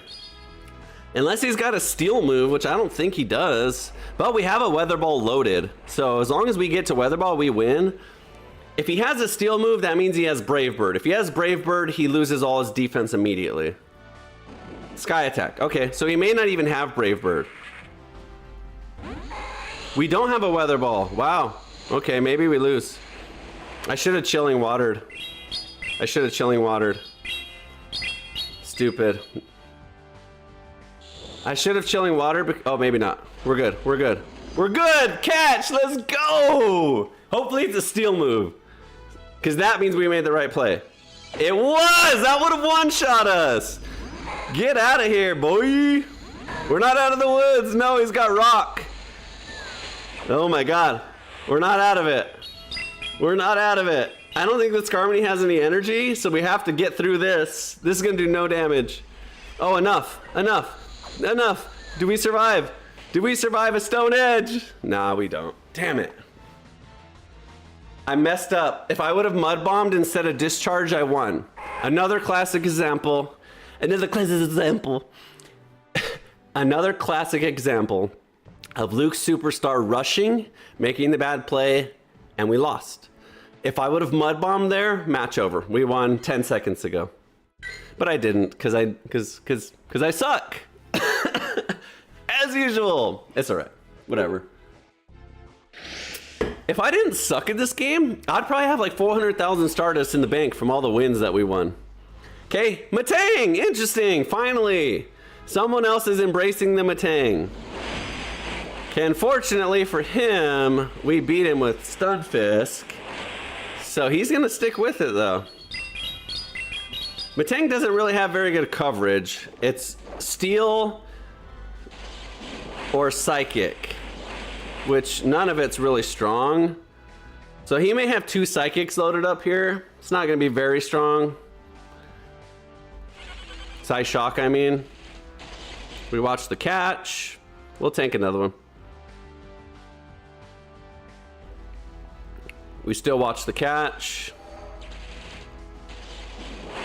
Okay, he's not going for the catch, so we're getting shields out.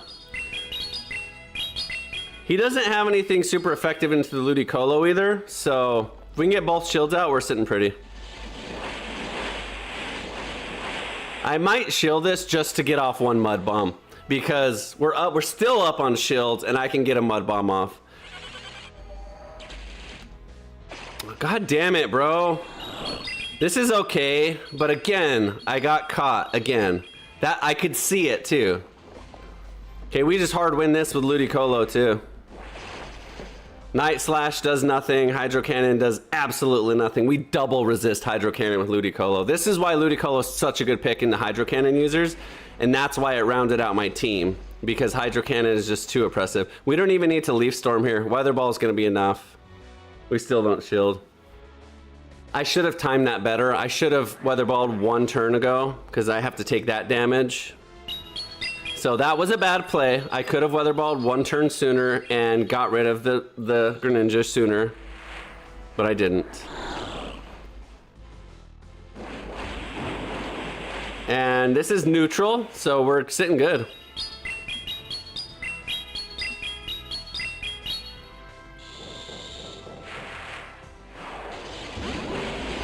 I thought I had energy. Even better.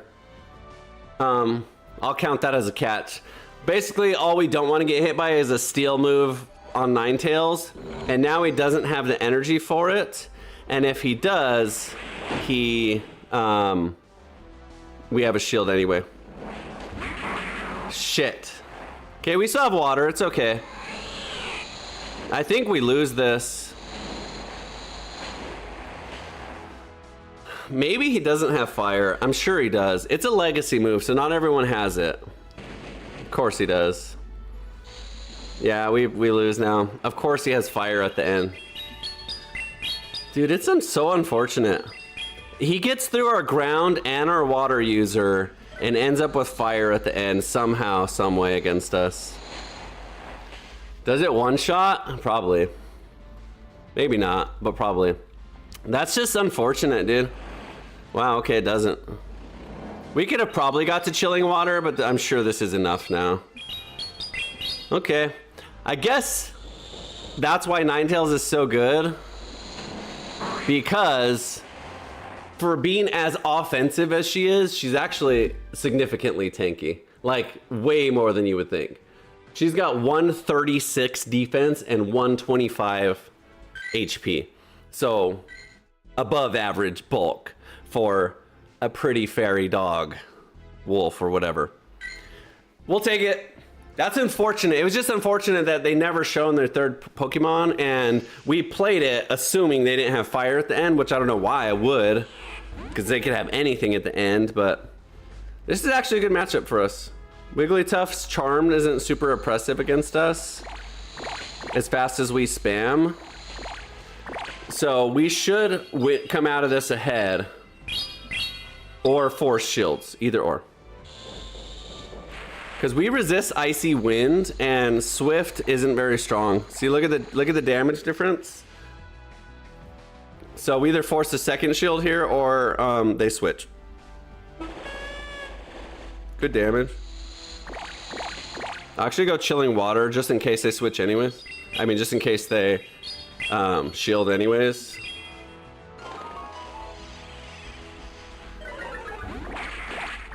So the good thing about Ludicolo 2 being water, ice is the why are you switching into that? So I was just gonna say I resist ice with the water and I resist fire with the water as well. So it's a great typing. Water grass is an unusual, amazing typing. I'm gonna shield because I probably don't need it and we're up on shields. Just in case. So this gets rid of it. That way we stay healthy. I don't want to assume what the last Pokemon is, because like I said last time. So look at this. So even if he hits an Icy Wind, it doesn't one-shot us because our water resists. Makes it neutral. Okay, nice. That's all right. I'm gonna build some energy. Wow, Charm is that strong. I was gonna say build energy and immediately switch. Hariyama, interesting.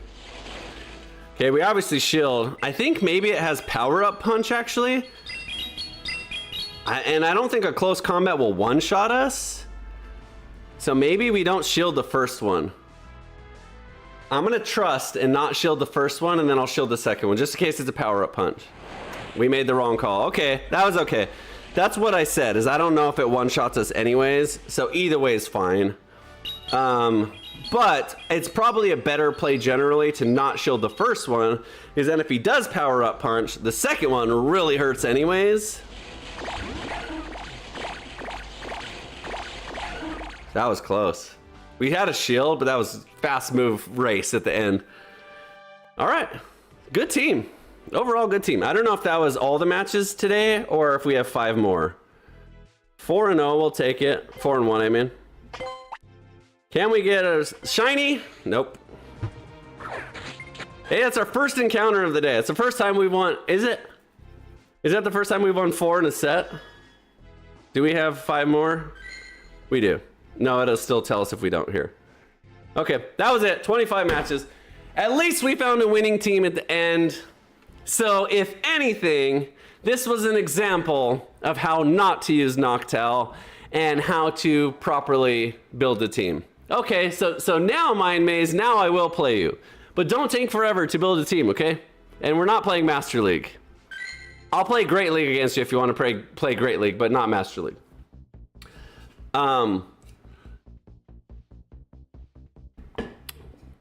But that was much better. You know, when you take some time to build a team, I hope that helped some of you. I'm not here to educate everyone. I'm not the greatest player in the world. I'm not even close. I think I'm good at solving puzzles, so I know how to build teams, I think, and I hope I gave you at least if anything, food for thought when you're building teams on how to synergize them and build a meta or anti-meta team. Because that team makes more sense in the meta. The first team, Noctowl just doesn't do anything in the current meta.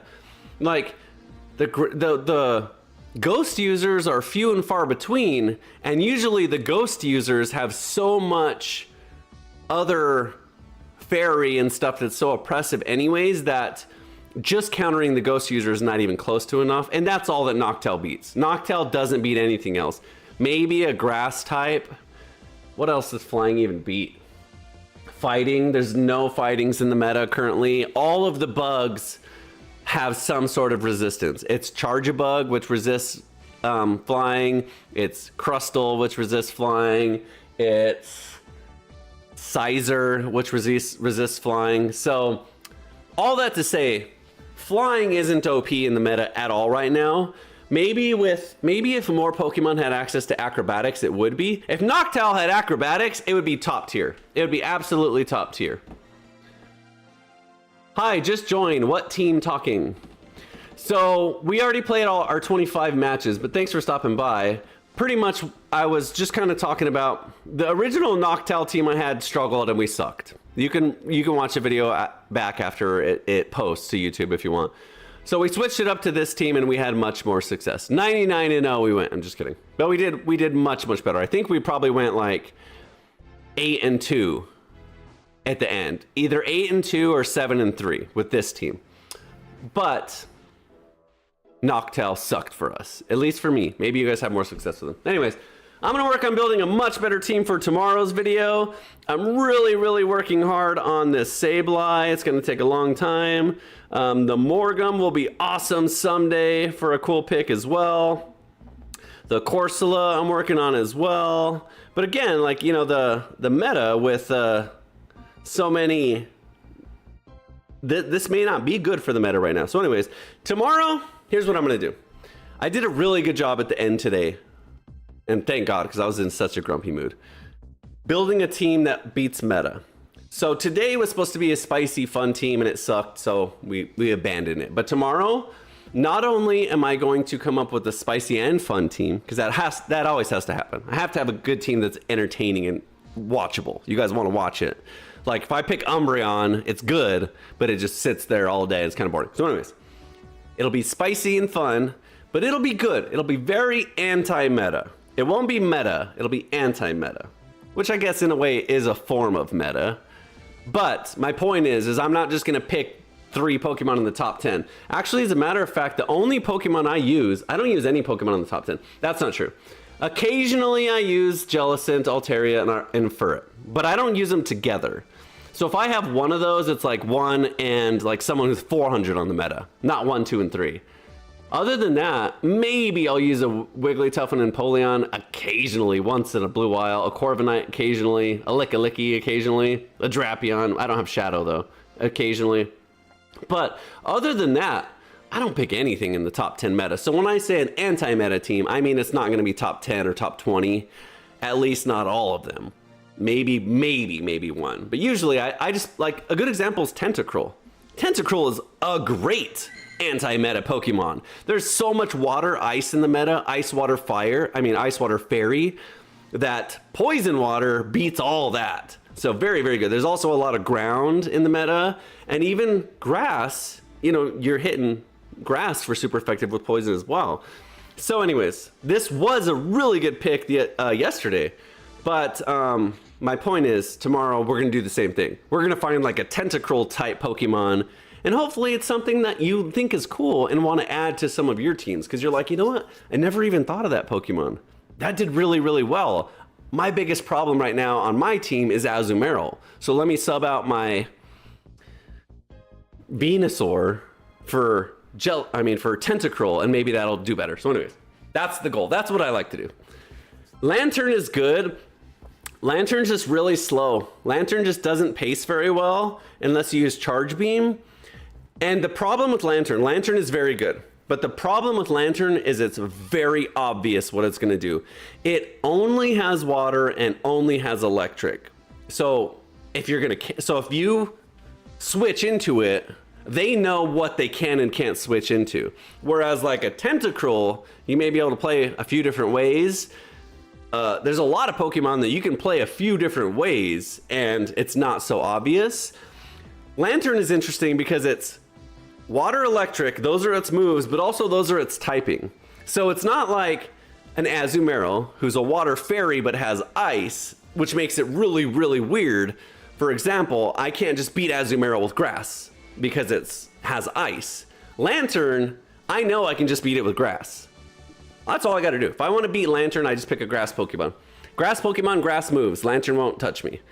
So I agree with you. I like Lantern, but it's the problem that I have with it. The two problems that I have with it are it's a little bit slow and it's obvious how to beat it. Whereas like a Tentacruel or even a Drapion or some of these other ones they're hard to play against no matter who you pick. Another good example is Wishcast. I love Wishcast. Wishcast is amazing. It's such a good Pokemon. But if I want to be Wishcast, I just pick a grass. Over. Done and dusted. Wishcast has no prayer. So some of these Pokemon which are amazing just have such an obvious strong weakness. Just really hard to play with them. Gastrodon's kind of the same.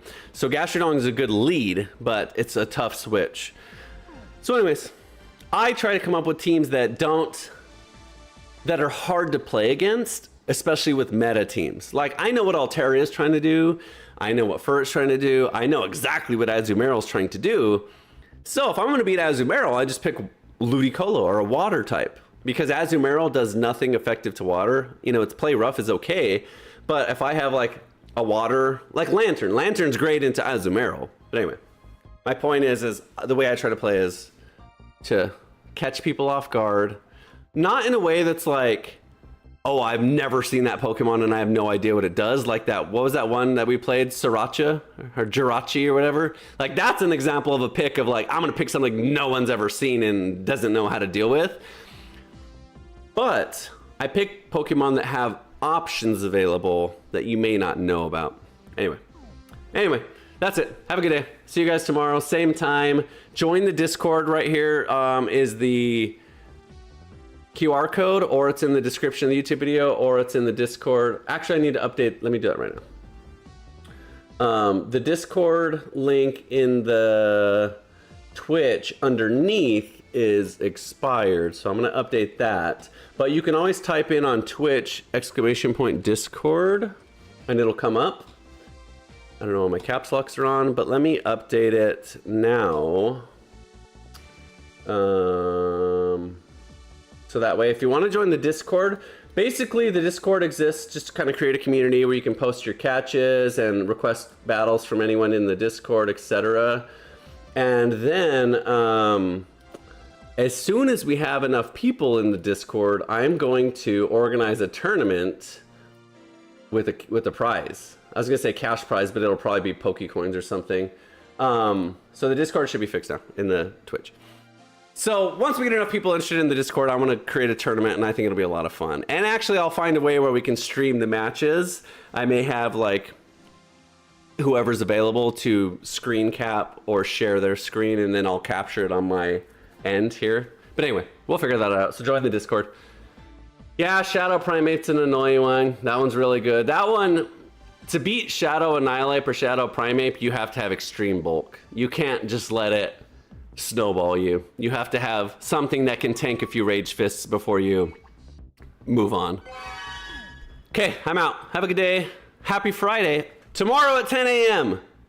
Turn on your incense, go for walks. You're gonna catch legendaries that are spawning in the all-out Kalos tour. Whatever it is. 30th anniversary. Kalos is done. If you don't know what that is, Google 30th anniversary Pokemon Go all-out event. Tomorrow at 10 a.m. through I think Monday or Sunday, you can catch legendaries on the ground and a bunch of other stuff. So don't forget, last reminder, have a good day, have a good weekend. Tomorrow morning, this time, I'm gonna have some cool legendaries. Maybe I'll even have a legendary to play in Great League. I haven't caught any legendaries that are under 1500 CP, except for like Zygarde. The Zygarde sucks in Great League. So, tomorrow maybe we have some legendaries, and I hope you do too. See you then.